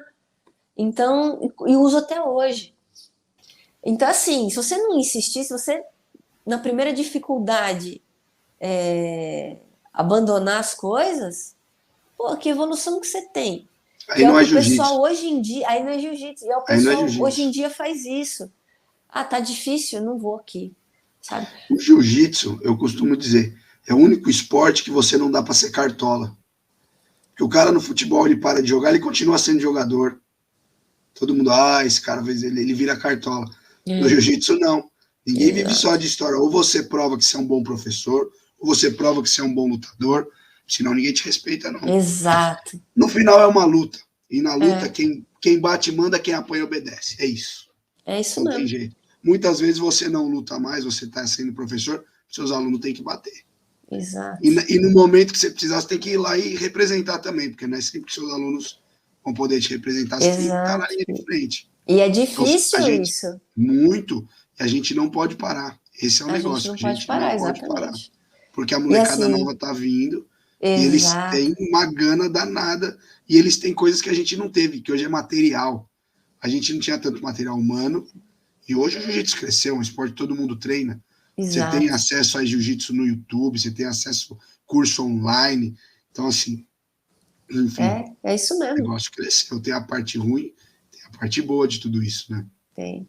E aí uma coisa assim, que é legal, mas ó, e tem a parte também dos alunos que não aguentam tomar pressão. Apanhou, tomou pressão, não sei o quê, meu, vai embora. Sim. Não fica. Aí você fala, Não meu fica. Deus, que Mas jiu-jitsu que sabe, é esse, Paty, sabe? o que eu estava conversando outro dia, eu não sei com quem foi, e eu falei, a gente estava falando, o jiu-jitsu é para todo mundo. Realmente, todo mundo pode fazer jiu-jitsu, mas não é todo mundo que aguenta, não. Ser Pois é. lutador. Ser lutador não é fácil. Você não precisa ser profissional. Ser lutador de ter aquela coisa de ir para academia, aprender o Uhum. jiu-jitsu, não só bater em todo mundo, ou você pode saber 100 finalizações, 1.000, 10.000, e não saber o porquê, e não saber conectar isso. Então também não Exatamente. adianta. O ser Exato. lutador é saber fazer parte de todo esse estilo de vida. É, Estilo, eu estava falando com o Ian esses dias, estilo de vida não se vive sozinho. Você tem que ter uma comunidade para viver. é. Você tem que começar isso dentro da sua casa. Então não adianta falar, eu sou lutador. Você pode não ter feito uma luta profissional e ser lutador. Uhum. Competição não é para todo mundo. Pois é. Mas você está lá e você vive aquela vida, porque não é fácil. Não Ser é. lutador é ter boa alimentação, é trocar a balada por uma noite de sono bem dormida, é ir no treino e bater no ego, que nem você está falando, e saber ser inteligente e detectar os seus próprios erros e trabalhar isso para evoluir. Isso é ser lutador. É ter Exato. atitude. É. Eu costumo falar que ser faixa preta não é só saber jiu-jitsu, é ter atitude de faixa preta. É você conseguir ser uma boa pessoa, ser um bom amigo, saber defender as pessoas que estão em volta, saber aconselhar, saber pedir conselho, ser um ser humano melhor, não ser arrogante, não. Exato. Isso é ser faixa preta. Porque faixa Exato. preta não é só saber golpe. Você É. pode saber um monte de golpe, cara. Você pode ganhar tudo e ser um bosta, sabe? Exatamente. E É isso isso para mim mesmo. não E é. o que a gente tem hoje em dia é o que mais É o que tem, né? mais tem, é o que É. mais tem, porque os valores se inverteram, Uhum. sabe? Ser faixa preta, não, é ser você, ser aquele exemplo, ser aquela referência. Eu não sou, mas eu tento. Eu estou trabalhando para isso. Tá buscando, né? Claro, se Deus quiser, um dia eu chego, sabe? Eu erro, claro. Eu Todo faço muita mundo. coisa errada, às vezes É. eu ultrapassei, às vezes trapaceiam comigo, e isso é a vida. Mas é aquele erro tentando acertar. Agora, o Exato. problema é que tem muito cara aí que erra sabendo que tá errando e acha que é malandro. Exato. E acha que é malandro. Então, isso é difícil. Esse tipo de trabalho é difícil. E a É. luta te dá isso. A luta é E perfeita para isso. uma coisa bacana, bacana não, né? O que eu vejo muito acontecer, aquilo que eu estava falando também, lembra do que eu falei que antigamente a gente tinha que esperar todo mundo no campeonato Uhum. lutar, premiar até o último preta, né? E não podia, e ninguém, e detalhe, ninguém ia embora, porque todo mundo queria ver o faixa preta ganhando as medalhas, Claro. né? Uhum. Hoje não existe isso. E aí tinha aquela admiração, tinha tudo isso. Hoje você vai, o faixa preta, você pede assim, pô, pra um preta, pô, você pode ensinar um armlock pro faixa branca aqui que acabou de entrar? Não, não sou professor. Pô, você é faixa preta, Se cara, é faixa preta, sabe? você tem por obrigação manter isso. Manter esse legado. Aí o cara Você vê, chega a hora que quer, faz o que sim, quer na aula, só chega pros rolas. Aí você fala, pô, você não vai fazer posição? Não preciso. Pô, não precisa. Só quero rolar. eu vi outro Putz, dia uma entrevista de um campeão aí, faixa preta. O cara é campeão, famoso, não vou falar nome. E na época ele já era faixa preta, mas não era tão faixa preta, assim, não era tão antigo de preta. Acho que tinha acabado de pegar, ou estava na iminência de pegar. E esse cara, quem assistiu aí, quem tá por dentro do YouTube, vai saber. Ele fala assim: aqui a gente tem muita gente boa no nosso treino, aqui na nossa academia, na nossa equipe. O treino é muito duro o tempo todo. Eu já fiz muita posição, hoje em dia eu não preciso fazer mais, eu só venho pro rola. Que exemplo. Eu não quero péssimo, né? julgar o cara, mas eu não gosto de trabalhar dessa. Não foi o jeito que eu aprendi. Eu também, Não foi do jeito que eu exatamente. aprendi. É, Eu tenho o pois maior é. exemplo dentro da minha profissão hoje, que é o meu mestre, o grande mestre Flávio Bering. Uma pessoa Fantástico. extremamente correta e que vive aquilo que ele prega. E eu não posso, eu seria desonroso se agisse de maneira diferente da dele. Com Ou certeza, se com certeza. conscientemente agisse. Você vê como é que é. Eu tenho aqui alunos faixa azul, que eu já peguei eles na azul. Então, quer dizer, tiveram outros professores antes de mim. Não quero julgar a parte técnica, o aluno chega para mim, faixa azul 4 graus. Quer dizer, tá passando para roxa. Tem no mínimo uns 5 anos de treino. No mínimo. Porque, eu digo no mínimo porque passou por muito professor, mas está treinando, sabe? E o cara vem para mim, a gente tomando café, ele fala, professor, quem foi o Carlos Grace? Eu falei, meu Deus, cara, quem que fez? Aonde que nível que a gente tá? Eu Pois é. sabia quem era o cara, eu sabia de toda a história de jiu-jitsu no primeiro mês de jiu-jitsu. É um negócio tão apaixonante que você vai procurar. Na minha época não tinha internet, que nem tem hoje, Oh, pai. Não tinha livro. exatamente. A Reila não tinha escrito o livro dela ainda. Era de boca. É. A gente tem sorte, isso eu não sei se você concorda comigo, os nossos ídolos são de carne e osso, eles estão vivos ainda. Os meus ídolos se tornaram meus amigos. Meu mestre, os Grace estão Sim. aí, a gente tem contato com eles, sabe? Mestre Otávio de Almeida, você, você é um ídolo, é uma referência para a geração que está vindo aí, sabe? O seu pai, Otávio de Almeida, pai, sabe? Toda a família Grace, desde os mais velhos até os mais novos, porque Grace é Grace. Se não É. fosse eles, a gente não A tava gente não aí, estava aqui. É. sabe? Eu fiz uma entrevista com a Reila, e eu não sei se eu falo, se a gente tem esse bate-papo ao vivo, mas eu estava conversando com ela depois da entrevista, e eu falei para ela, uma das únicas coisas hoje dentro da situação que a gente vive no mundo, que me orgulha de ser brasileiro é o jiu-jitsu. É o que o Carlos começou lá atrás, que era um visionário, esse cara era um visionário. Porque se eu estou fora do país, você fala, eu sou brasileiro. Eles te olham do jeito, quando você fala, eu sou professor de jiu-jitsu, é outro. Não pelo fato de ser professor, pelo fato de ser jiu-jitsu. Uhum. Entendeu? Então cabe a gente, pessoas como nós, manter isso aí. Mas ninguém tá nem aí. Hoje o que Ninguém tá vale nem é uma aí. medalha no peito. Que Exato. amanhã você vai jogar no fundo de um rio e vai enferrujar. E uma coisa interessante é que, assim, pipoca faixa preta hoje em dia, certo? Tem 1 milhão de faixa preta. Aí o cara vai pro treino, aí fica, né? Ah, vou tirar foto aqui, tira ali, porque eu sou o fodão aqui do treino, eu sou o bambambam aqui, bato em todo mundo, biriri, sou o machão aqui. Beleza. Aí eu pergunto assim, eu com esse meu tamanho todo, lembra? Voltando lá, quando família Bering veio para São Paulo, que a gente descobriu que era treino de competição, né? Foi um divisor de águas isso aqui em São Paulo. Beleza. Mestre Flávio vinha com Marcelo Bering fazer treino de taparia. Eu sei dessas Eu histórias. Você fiz entrava no treino de meio. taparia. Eu fiz treino de taparia muitas vezes, com todos eles juntos. E eu lá, cotoca, no meio do treino ali, pirando, que eu achava o máximo. Se fizer, aí todo mundo fala, porque aqui é jiu-jitsu raiz. É mesmo. Vamos fazer um treino de taparia. Não fica um. Não fica um. Não fica um. Eu ouvi isso de gente, desculpa, de faixa roxa, falando, não, mas taparia machuca. Pô, a gente era Pô, feliz se saísse machucado. Eu não quero que isso seja exemplo para ninguém. Mas eu me sentia mais forte quando saía machucado, tinha orgulho de falar. Minhas cicatrizes eram meus pois troféus. é. Né? Eu Isso era. chegava em Mas era uma casa, outra. às vezes eu chegava com o kimono sujo de sangue. Minha mãe ficava desesperada. E eu assim, pô, mãe, da hora. Minha mãe Pati, desesperada, meu Deus, machucou, não sei o que. E eu, foi legal, sabe? Vai era ver nessa hoje em época que. dia. Eu não sei você, eu tenho certeza também. A gente se sentia um passo à frente da sociedade só por fazer jiu-jitsu, né? Com E certeza, realmente com estava. E certeza. realmente estava. Me fez muito mais forte, me fez psicologicamente mais forte. Com Isso certeza. é. É, Isso, enfim, tomara que tenha a gente ainda consiga ter esses reis da vanguarda aí, como eu e você, que tente manter isso, né? Esse saudosismo. Agora, voltando, a gente tá falando muito da gente, lembrando do passado, e aí daqui a pouco a gente vai chorar. Então eu não quero chorar, né? é. Eu queria, eu queria perguntar para você, o que é para você, como foi para você, como é para você, né? Ser filha do mestre Roberto Lage. Uau!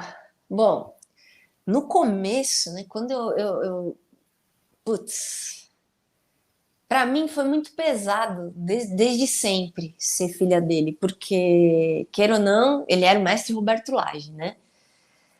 E ele sempre me puxou muito dentro de treino, sempre incentivou demais e ele era o cara, o meu sensei, né? Era o meu mestre que chegava no treino e falava assim: você tem que ser, você é minha filha aqui, então você tem que ser melhor de todo mundo. E como é que eu ia fazer isso, né? Eu tinha que trabalhar 10 vezes mais que qualquer um. Então, enquanto eu tinha que fazer, o pessoal fazia 20 flexões, eu tinha que estar lá fazendo 100. Enquanto eu tinha que fazer 200 armlock, eu tinha que estar fazendo 1000. E isso é, me instigava cada vez mais, sabe? Quando eu peguei a preta, eu escutei muito. É faixa preta porque é filha do mestre. É só faixa preta porque é filha do mestre. Porque era aquela coisa, não tinha mulher, né? Não tinha mulher faixa preta. Apesar de a gente saber que tem a tal da Ivone Duarte, enfim, não existia ninguém além de mim aqui. Ninguém sabia da existência de mais ninguém. Enfim. Mas isso é papo outro podcast, hein? E aí o que acontece? Eu fiquei durante muitos anos com esse peso. Caraca, eu só sou faixa preta porque eu sou filha dele, só sou faixa preta porque eu sou filha dele. Foi muito pesado para mim. Então parecia que eu não desenvolvia na preta, sabe? Porque eu carregava isso e eu aceitava isso. Eu só sou faixa preta porque eu sou filha dele.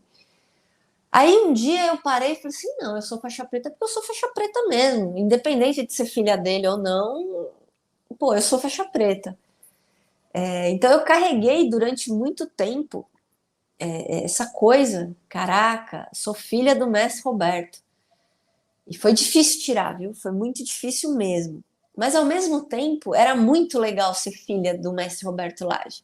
Porque eu andava tipo assim, sou filha do mestre, sabe? Me achava, porque eu era filha dele.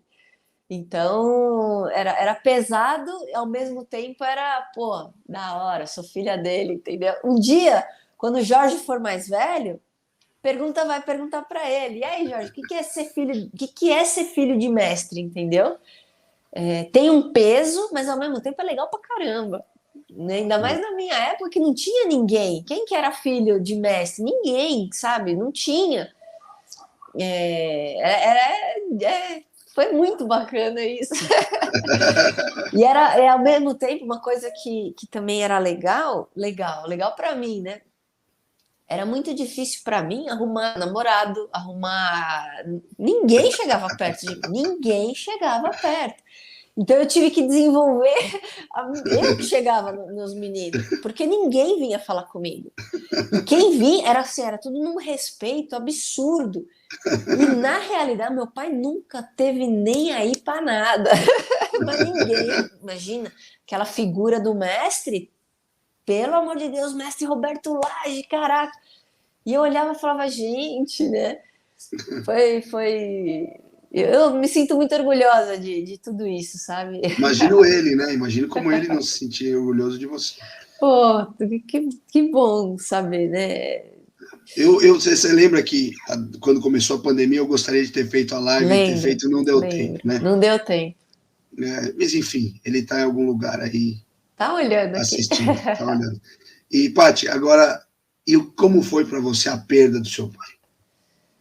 Olha, Como pai, como referência no jiu-jitsu, como mestre, como tutor e guia na sua vida, né? Porque foi quem te introduziu nisso tudo. Puxa, foi assim. É o que você falou, né? Eu sou o que eu sou hoje por causa dele e da minha mãe. Né? Eu acho que eles que me moldaram, tanto da parte boa quanto da parte ruim. Então, tudo que era bom eu consegui absorver e o que era ruim servir de exemplo para tentar não fazer igual. Né? Eu só sou o que eu sou dentro do jiu-jitsu hoje porque um dia alguém me colocou ali. E alguém me direcionou, e foi ele. Eu não posso negar isso nunca, né? E então foi difícil, sabe? Porque com a minha mãe foi uma coisa assim: ninguém conhecia minha mãe. Então, apesar de eu ser muito mais. De eu morar com ela, né? De ser só eu e ela durante a vida inteira, porque meus pais se separaram muito cedo, meu pai era o meu mestre, né?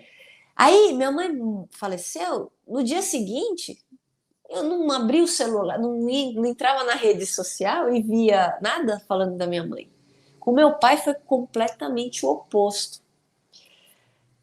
Quando ele faleceu, não tinha nem esfriado o corpo ainda, já estava em tudo quanto é lugar, de site, né, na internet, em revista eletrônica, em um monte de site de informação, o UOL, o Yahoo, tudo, já estava tudo. Então, e aí de repente as pessoas começavam a me ligar, é verdade, e eu assim, caraca, sabe, meio perdida. Aí eu entrava no Instagram, abria o celular, já vinha aquela enxurrada de gente compartilhando as coisas, e eu falava, e aí eu fui tomando dimensão, sabe, do significado que ele tinha para o jiu-jitsu.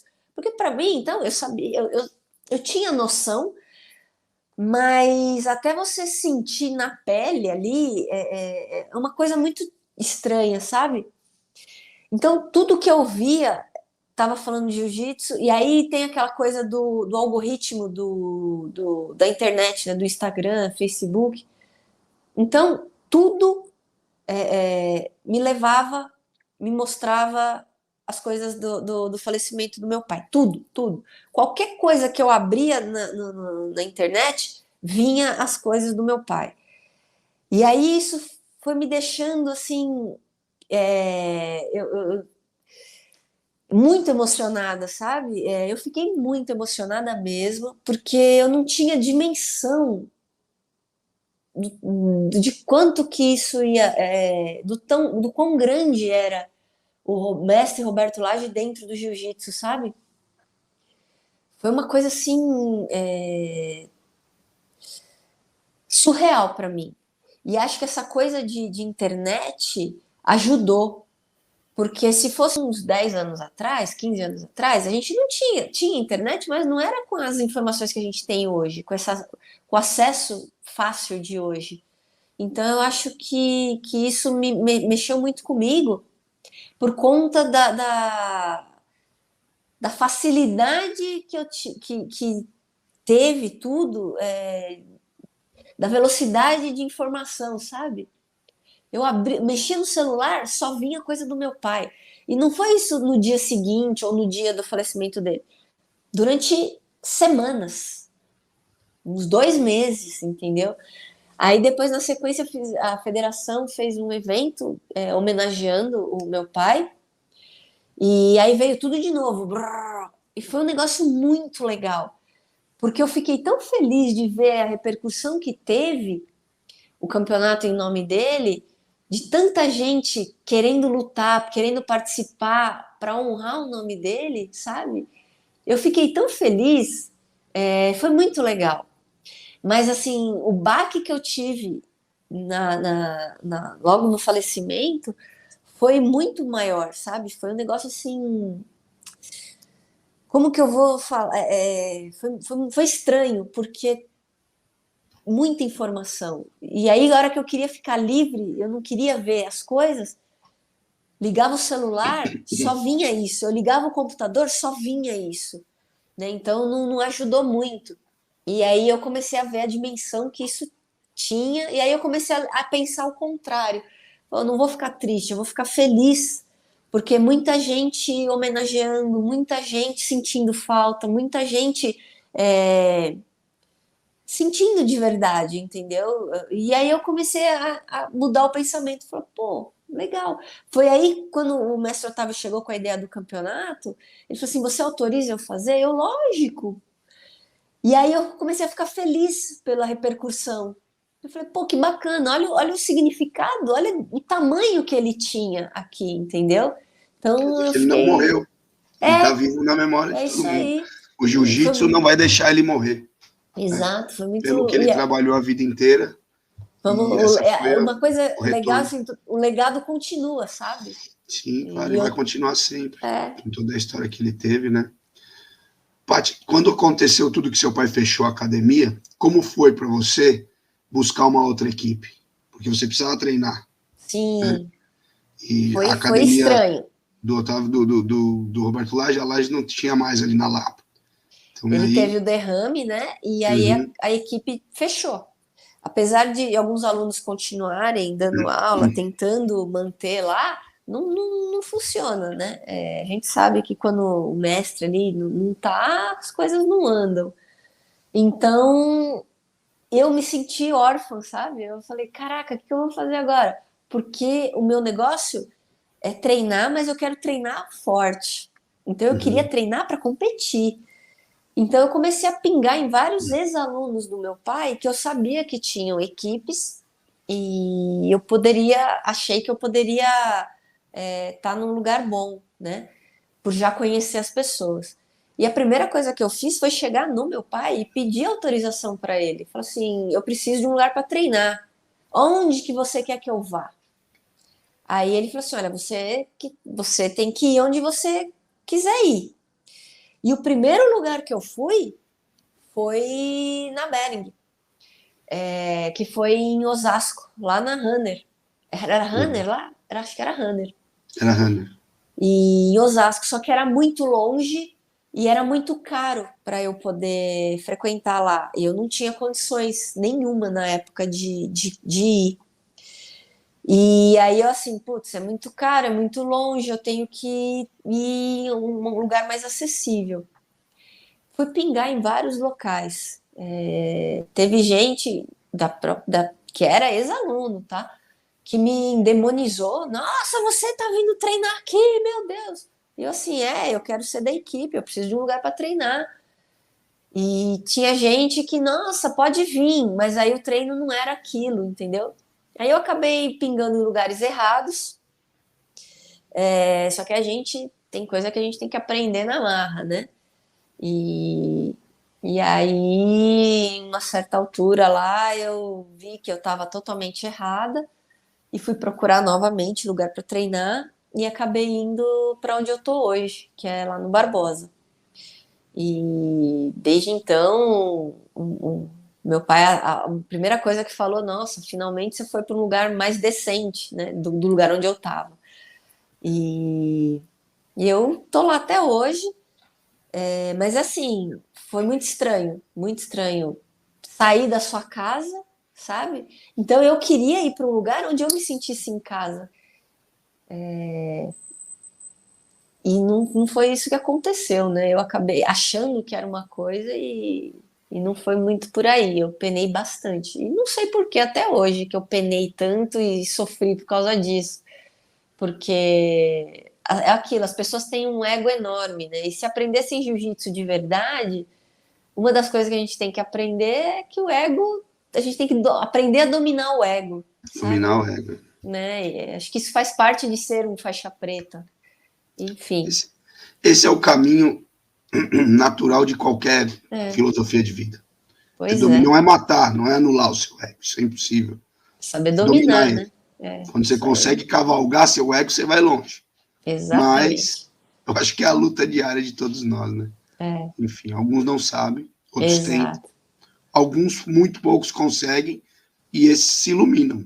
São os Dalai Lamas da vida. Mas a gente tem que tentar, né? Claro, esse é o propósito, né, da nossa vida. Eu acho que é tentar chegar em algum lugar. Eu tenho uma frase que eu gosto muito de usar. Tenho várias frases assim que são máximas que eu adoro, né? Uma delas é que assim, a gente sempre pode tentar melhorar, né? Sim, sempre claro. tem uma forma da gente poder melhorar alguma coisa. Então a gente tem que ir atrás disso.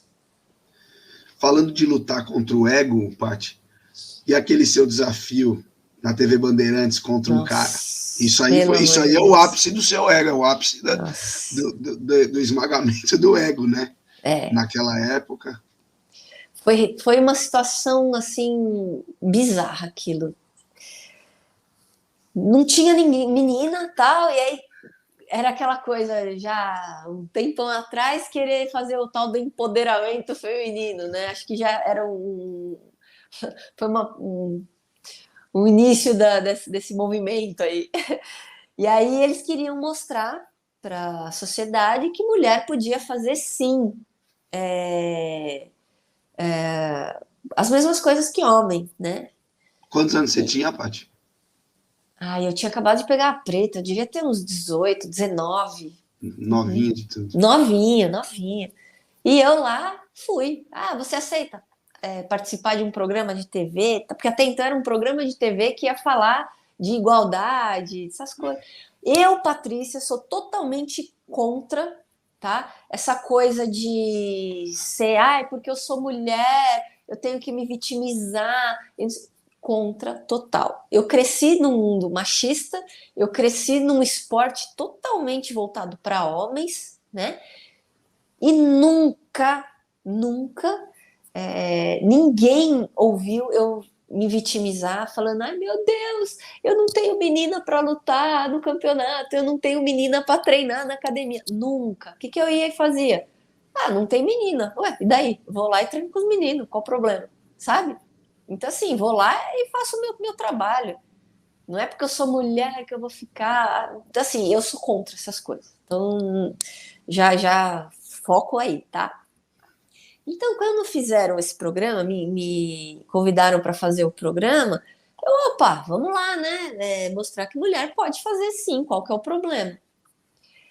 Só que o negócio era ao vivo e até então não era desafio. Na hora que ia entrar no ar, eles me deram um negócio para ler e aonde eu estava desafiando. Então eu acabei lendo o bagulho lá e assim, estou desafiando um cara do meu tamanho, do meu peso, para mostrar que mulher pode lutar jiu-jitsu igual. Só que o intuito não era desafiar, era só mostrar que mulher podia lutar também, né? Só que aí soou como desafio, tá? E na época, o meu ídolo maior era a Amaury Bittetti. Né? Eu, dentro do jiu-jitsu, meus maiores ídolos, Amaury Bittetti, Marcelo Bering. E o Marcelo Bering eu convivia, né? Então, assim, não convivia tanto, mas estava muito mais próximo de mim do que a Amaury Bittetti. E eu endeusava os caras, né? E eu, nossa, aí apareceu um aluno do Amaury Bittetti para aceitar o tal do desafio. E eles queriam, o pessoal do programa queria deixar um negócio bem real, né?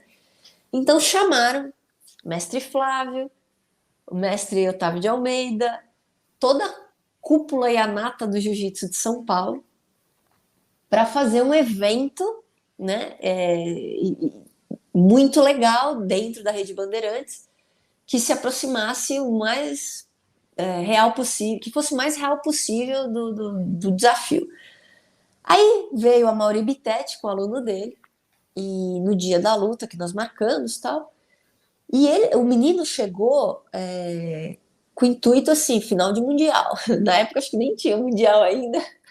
E o moleque veio, vou final do ADCC que vale 10 milhões de dólares, sabe? E eu ali toda, vou fazer uma lutinha. Mestre Flávio teve a brilhante ideia de reunir todo mundo e falar: vamos fazer uma luta combinada. Aí juntou o meu pai, o mestre Flávio, a Amaury Bittetti e o mestre Otávio de Almeida, então que era a cúpula de São Paulo. Vamos combinar a luta. Por quê? O menino era faixa roxa e eu já era preta. Para não ficar feio para ninguém. Se a Patrícia perder, não ia ser a menina que perdeu de um cara, ia ser a faixa preta que perdeu de um roxa. Se o menino perdesse, não ia ser um faixa roxa que perdeu da preta, ia ser um menino que perdeu para uma menina. Tem uma diferença, né? Apesar de ser a mesma coisa, mas enfim. Aí eles falaram assim: vamos combinar a luta e terminar empatado, que aí é bom para todo mundo, porque o objetivo era, até então era mostrar que o jiu-jitsu podia ser praticado por todo mundo. E aí combinamos a luta, a gente foi para um camarim e ensaiamos o que ia ser feito na luta. Tá bom para aqui, tá bom pro lado de cá? Ótimo, então beleza. Aí, e eu desde então, eu sempre lutei campeonato. Quem me conhece sabe que eu mudo completamente, eu me transfiguro quando eu vou lutar campeonato. Eu sou outra pessoa. Se fosse uma luta séria, eu não ia estar na plateia conversando, trocando ideia com o pessoal que estava lá, que colocaram um monte de amigos meus do jiu-jitsu para assistir aquela super luta. E eu tava lá trocando ideia, dando risada com todo mundo. E o menino tava aquecendo com protetor de orelha, o caramba, né? Alongando. E eu muito tranquilamente. Aí foram falar, o mestre Otávio foi chegar no menino e falar: Fulano, falou o nome dele, a luta tá combinada. Você não precisa usar protetor de orelha e não precisa aquecer desse jeito. E o moleque não deu nem ouvidos, né? Enfim, foi começar a luta. A gente começou bonitinho, tudo que a gente tinha ensaiado. E de repente, numa das posições, era o quê? Eu tava dentro da guarda do menino, eu tinha que dar o braço, ele ia pegar um armlock e eu ia sair do armlock, passar a guarda e aí a gente continuava lá o que tínhamos ensaiado. E aí, quando eu estava dentro da guarda do menino, eu estiquei meu braço, como era o combinado, e esperando ele abrir a guarda. E ele começou a ajeitar, pegar o braço, ajeitar, e eu olhando para ele, tipo, abre a guarda, porque eu tenho que sair aqui, é o movimento, eu vou sair agora, tal. E ele, nada, ele ajustando e arrochando meu braço para encaixar, e eu lá com o braço esticado, deixando. Olhando para ele, tipo, oh, abre a guarda, abre a guarda. E nada do menino abrir a guarda. De repente, ele explodiu meu braço. Aí eu bati, foi uma confusão generalizada, porque não era. Aí entrou meu pai, aí o mestre Flávio era o árbitro, aí entrou Otávio de Almeida, e todo mundo queria bater no menino, e eu lá com o braço explodido. Assim, eu só não vou chorar porque eu tô na frente da televisão, porque a luta era ao vivo. E todo mundo na plateia, tinha um monte de amigo meu, todo mundo querendo invadir o tatame ali, a área que fizeram para poder bater no moleque. E eu lá, assim, desesperada, com meu braço todo explodido, e meu pai não sabia se ia para cima do moleque, se cuidava de mim, e todo mundo, ninguém sabia o que fazer, uma Mauribitete com a mão na cabeça, meu Deus, o que, que o moleque fez? E uma confusão generalizada. Aí deram vitória pro menino, ficou uma situação horrorosa. Eu lá, toda com o braço. Aí meu pai pegou minha faixa, embrulhou meu braço ficar assim. Aí me levaram para um ambulatório. Cara, foi um negócio de outro mundo. Que se eu soubesse que o menino ia fazer sério, eu jamais teria entrado relaxada do jeito que eu entrei. Jamais. Eu podia até ter perdido a luta, mas eu não ia ter me machucado, sabe? Uhum. E aí deu um BO enorme isso, porque aí um monte de gente tomou minhas dores. Tinha gente que queria bater no moleque. Aí uns alunos do Fernando Yamazaki tomaram minhas dores e desafiaram o moleque. Eu soube depois que teve uma luta de revanche e aí quebraram o pé do menino. Foi um negócio assim, e isso me rendeu. Eu tive uma luxação muito feia no braço. Me rendeu um ano afastada de competição e de treino forte. Eu tive até início de gangrena, porque fizeram tudo errado no meu braço e eu quase perdi o braço direito. Até eu recuperar tudo, olha, foi penei, viu? Ó, foi difícil. Foi ridículo, foi um negócio assim, que se eu pudesse voltar no tempo, eu apagava ou eu não teria feito. Que E foi vergonhoso para ele, foi né? vergonhoso, foi vergonhoso. Vergonhoso pro cara, né? Não tem jeito. Ai, ai. Essas coisas, mas são as histórias que acontecem, né? É o que a gente tava falando, nessa época tudo era possível, né? Ninguém sabia direito o que é, não tinha muita regra Exato. também, não Nada, tinha muita nada. proporção, a gente era uma loucura. Paty, para a gente encerrar, eu quero fazer um bate-bola rapidinho aqui. Boa. Então vamos lá, eu separei algumas coisas aqui. Paty no MMA, já pensou nisso? Em algum momento da sua vida? Já passou pela minha cabeça. Inclusive, o primeiro que teve de meninas aqui em São Paulo, acho que da época do Oscar Maroni, uma coisa assim, eu não lembro qual evento foi, ia ter luta de mulher. E quem que chamaram para fazer a luta? Eu. Eu até fazia uns treinos de Muay Thai, eu adoro fazer essas coisas, mas aí eu pensei, até então, de ir lá, eu falava, nossa, não, não quero. Aí eu neguei, não fui. E eu tava na arquibancada enquanto tava rolando a luta de menina, lá no primeiro Vale Tudo feminino, e eu ouvia cada absurdo, o pessoal falando: Meu Deus, mulher lutando, vai lavar roupa, vai pra cozinha, vai. E eu falava assim: Nossa, eu não sei o que que ia ser pior, se era eu estar lá dentro apanhando, ou batendo, ou ouvir o ouvindo povo isso. falando aquele monte de groselha. Eu falei: Ah, não sirvo pra isso, não. Mas já passou, acho que Gosto de todo assistir, lutador, acho que adoro todo lutador assistir. de jiu-jitsu já passou, né? De É. se provar no MMA, claro, assistir. Mas o que você. Vamos lá, você foi testemunho ocular de todas as fases do jiu-jitsu, Vale Tudo e MMA. O que você acha do MMA hoje?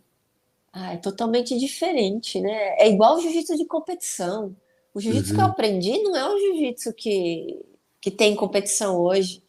Hoje sim, é tudo voltado para competição. MMA é a uhum, mesma coisa, é voltado para lutar no UFC. O pessoal treina para lutar no UFC. uhum, Então, assim, é muita regra, muitas coisas. Pô, os golpes mais legais do jiu-jitsu hoje em dia é tudo proibido, né? proibido, né? Então, É o caminho tipo, da arte se transformar em esporte, né? Infelizmente a gente exato, perde nisso aí. perde nisso. Ainda existe algum desafio na sua vida que você queira ultrapassar? Não precisa ser dentro do jiu-jitsu. Se sim, Ah, qual? putz, tenho tantos. Eu acho que hoje em dia o que eu mais gosto, assim, penso que é um grande desafio é tentar pregar que o jiu-jitsu pode transformar pessoas, sabe? É pegar um monte de mulher, por exemplo, que sedentária, que franzina, e mostrar para elas que ter jiu-jitsu como autodefesa, mostrar para elas que se elas começarem a aprender um pouquinho, elas vão, elas vão ter autoconfiança suficiente para encarar algumas situações que elas não jamais saberiam que poderiam encarar se não fosse por conhecimento ou através do jiu-jitsu, sabe? Uhum, Tipo, mostrar para as pessoas que elas podem sim é, ser melhores, que elas podem sim ter autoconfiança, que elas podem sim derrotar uma pessoa mais forte, uma pessoa maior, sabe? Umas uhum. coisas assim. Basta querer, é, basta querer, sabe? Basta E tem, acreditar. basta acreditar, exato. Uhum. Basta acreditar. E o jiu-jitsu dá ferramenta pra gente para isso, É o que a gente né? estava falando. Quando a gente treina, a gente passa da maneira correta, né? Não com todas essas modificações. A gente tem Exato. aquele sentimento que está um passo à frente da sociedade. Isso. E é engraçado porque muita gente fala assim pra mim: ah, você consegue pegar no treino hoje? Se eu tiver num treino, vou lutar com faixa preta. Se eu for lutar com você no treino, você vai me bater. Porque é o treino de competição, é o treino esportivo, Uhum, né? Diferente se for uma situação real onde eu vá precisar me defender na rua de um cara do seu tamanho, por exemplo. Eu não vou lutar com um cara, com um agressor na rua. Eu vou me defender, é diferente. Eu vou poder usar ferramentas que eu não posso usar num treino, numa luta de uhum, competição. É perfeito. diferente, entendeu? Então, tem muita gente que tem aquela coisa assim: ah, você não vai ganhar de um cara de 100 quilos, de um faixa preta de 100 quilos, que já foi 10 vezes campeão não sei do que, no treino. Não vou. Mas se for na rua, numa situação em que ele vai vir me agredir, eu posso não bater nele, mas eu não vou ceder, sabe? Eu não vou. Eu vou conseguir me desvencilhar da situação, Uhum. porque não é Você vai pelo luta menos se de proteger. competição.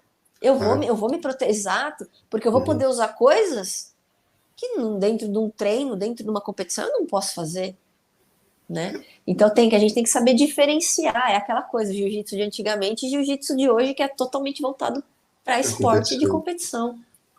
Enfim, eu não sei se eu vou te bater, eu não acho, não acredito nisso, como você disse. Mas obrigado por essa confiança. Mas vai, eu tenho noção dessas coisas. Bom, eu ia perguntar quais eram os seus ídolos, você falou o Amaury e o Marcelo. O Marcelo. Já está dito. Se não fosse o Gil, o que seria? Eu não tenho como responder isso, porque eu nasci dentro do jiu-jitsu praticamente. Não existe. Eu não existe um plano não B, sei. né? Eu não tenho como falar porque eu não sei. Eu, aos 4 anos, eu já estava dentro do jiu-jitsu, então eu não sei. Minha vida inteira foi dentro disso, né? Não sei. Não tenho resposta. Muita água, Paty. Muita água! Muita. 4 litros por dia. Muito bom. E para a gente fechar, Paty, um filme, um livro e um recado para a galera. Um filme. Nossa, aí você me pegou. Eu tenho um livro, vários. Agora você me pegou no seu nome direitinho dele. Caraca! O Encantador de Vidas, se eu não me engano. Acho que é isso. Eu acho que é isso. O Encantador de Vidas é um filme. Eu gosto. Aquelas assim, eu podia falar. Eu gosto do Conan. Muito bom, muito bom. Mas tem aquele. Caraca, eu falei desse filme esses dias, que é da Demi Moore, que ela é uma. Ela entra para a Marinha Americana. Sei. Como é que chama? Eu sei. Até o Limite da Honra. Limite da honra, isso aí. Até o Muito Limite bom. da Honra. Eu Foi acho fundo, hein? fantástico. Demi Moore, há muito tempo eu não vejo a Demi Moore trabalhar, e é uma ótima atriz, né? Mas me vejo muito, Tudo a ver com você, realmente. sabe? Porque é aquela coisa assim, mulher não pode, mulher não, mulher pode sim, vou e vou fazer melhor, sabe? Aquela coisa de gana, de desafio, sabe? Eu acho muito bacana. E livros, né? O Encantador de Vidas mostra como a gente sempre pode, com atos simples, com atitudes simples, a gente pode melhorar, né? E querer que as pessoas cresçam com a gente faz a gente evoluir também. Então, acho que isso é muito importante da gente levar para sempre. Eu só vou crescer se todo mundo que estiver do meu lado crescer junto. A gente fala até que o jiu-jitsu é um esporte individual, né? Eu falo que o jiu-jitsu é o esporte individual, mas coletivo de todos. Porque eu só vou conseguir chegar lá no lugar mais alto do pódio se eu tiver um monte de gente comigo. Não é nem por trás, é comigo. Com você, realmente. Junto comigo. Quando você ganha o Mundial, não é você que ganha. É toda a sua equipe, porque você não treina sozinho. Eu não treino sozinho, exatamente. Treina sozinha você não seria perfeito. Nada. Um recado para a galera. Olha, a gente sempre pode melhorar. Independente de qualquer setor da nossa vida, a gente sempre pode tentar melhorar. Essa busca de tentar melhorar faz a gente evoluir, sabe? E a gente tem que querer ajudar sempre os outros a evoluírem com a gente, né? Então eu tenho que ajudar todo mundo que está à minha volta a crescer, porque eu só vou conseguir chegar em qualquer lugar se todo mundo que estiver junto comigo for junto, sabe? E eu acho que isso já é um começo de uma busca de ser uma pessoa melhor. E acho que um recado que eu gosto sempre de dar para todo mundo é assim: consistência, sabe? A gente tem que ter constância. Consistência não, a palavra é constância. Ter constância naquilo que a gente faz. A gente não pode ter pressa de fazer as coisas, mas a gente tem que ter constância, sabe? Um pouquinho devagarzinho, todo dia, é muito melhor do que eu fazer tudo de uma vez e não ter rumo, sabe? Não ter um lugar onde eu quero chegar. E a gente tem que ter paciência para fazer, sabe? Tem que ter, então, a constância de um pouquinho por dia, ter a paciência de aceitar que eu tenho que ter um pouquinho por dia, e a persistência, de, sabe, de tá ali, tem que persistir sempre, né? E ter a disciplina para tudo isso junto, independente se é dentro do esporte ou na vida. Eu acho que essa coisa do esporte leva a gente a pensar fora da caixinha, né? Tudo que eu faço ali dentro do tatame, eu quero fora também. Então, tudo que eu posso melhorar ali dentro do tatame, eu vou levar para fora porque eu quero me melhorar como pessoa também. E eu só vou conseguir isso se eu conseguir ajudar quem está à minha volta a crescer comigo. Então é isso, é constância, persistência, paciência no processo e uma hora a gente chega. E aproveitem o processo, sempre, independente qual for. A Curta o viagem vale caminho. mais do que o destino, né, Paty? Exatamente. Esse é o negócio. Tem que aproveitar. É Paty, isso mais aí. uma vez, muito obrigado por aceitar o convite. Uma delícia conversar com você. A gente agora eu tô aqui no Chipre, você aí no Brasil, mas a gente vai se encontrar muitas vezes ainda, Se talvez Deus fazer quiser. seminário. Eu só tenho a agradecer por toda a sua história, por tudo que você fez pelo jiu-jitsu e continua fazendo, Eu que né? agradeço. E muito obrigado. Eu agradeço ao pessoal também que ficou aí quase 2 horas assistindo.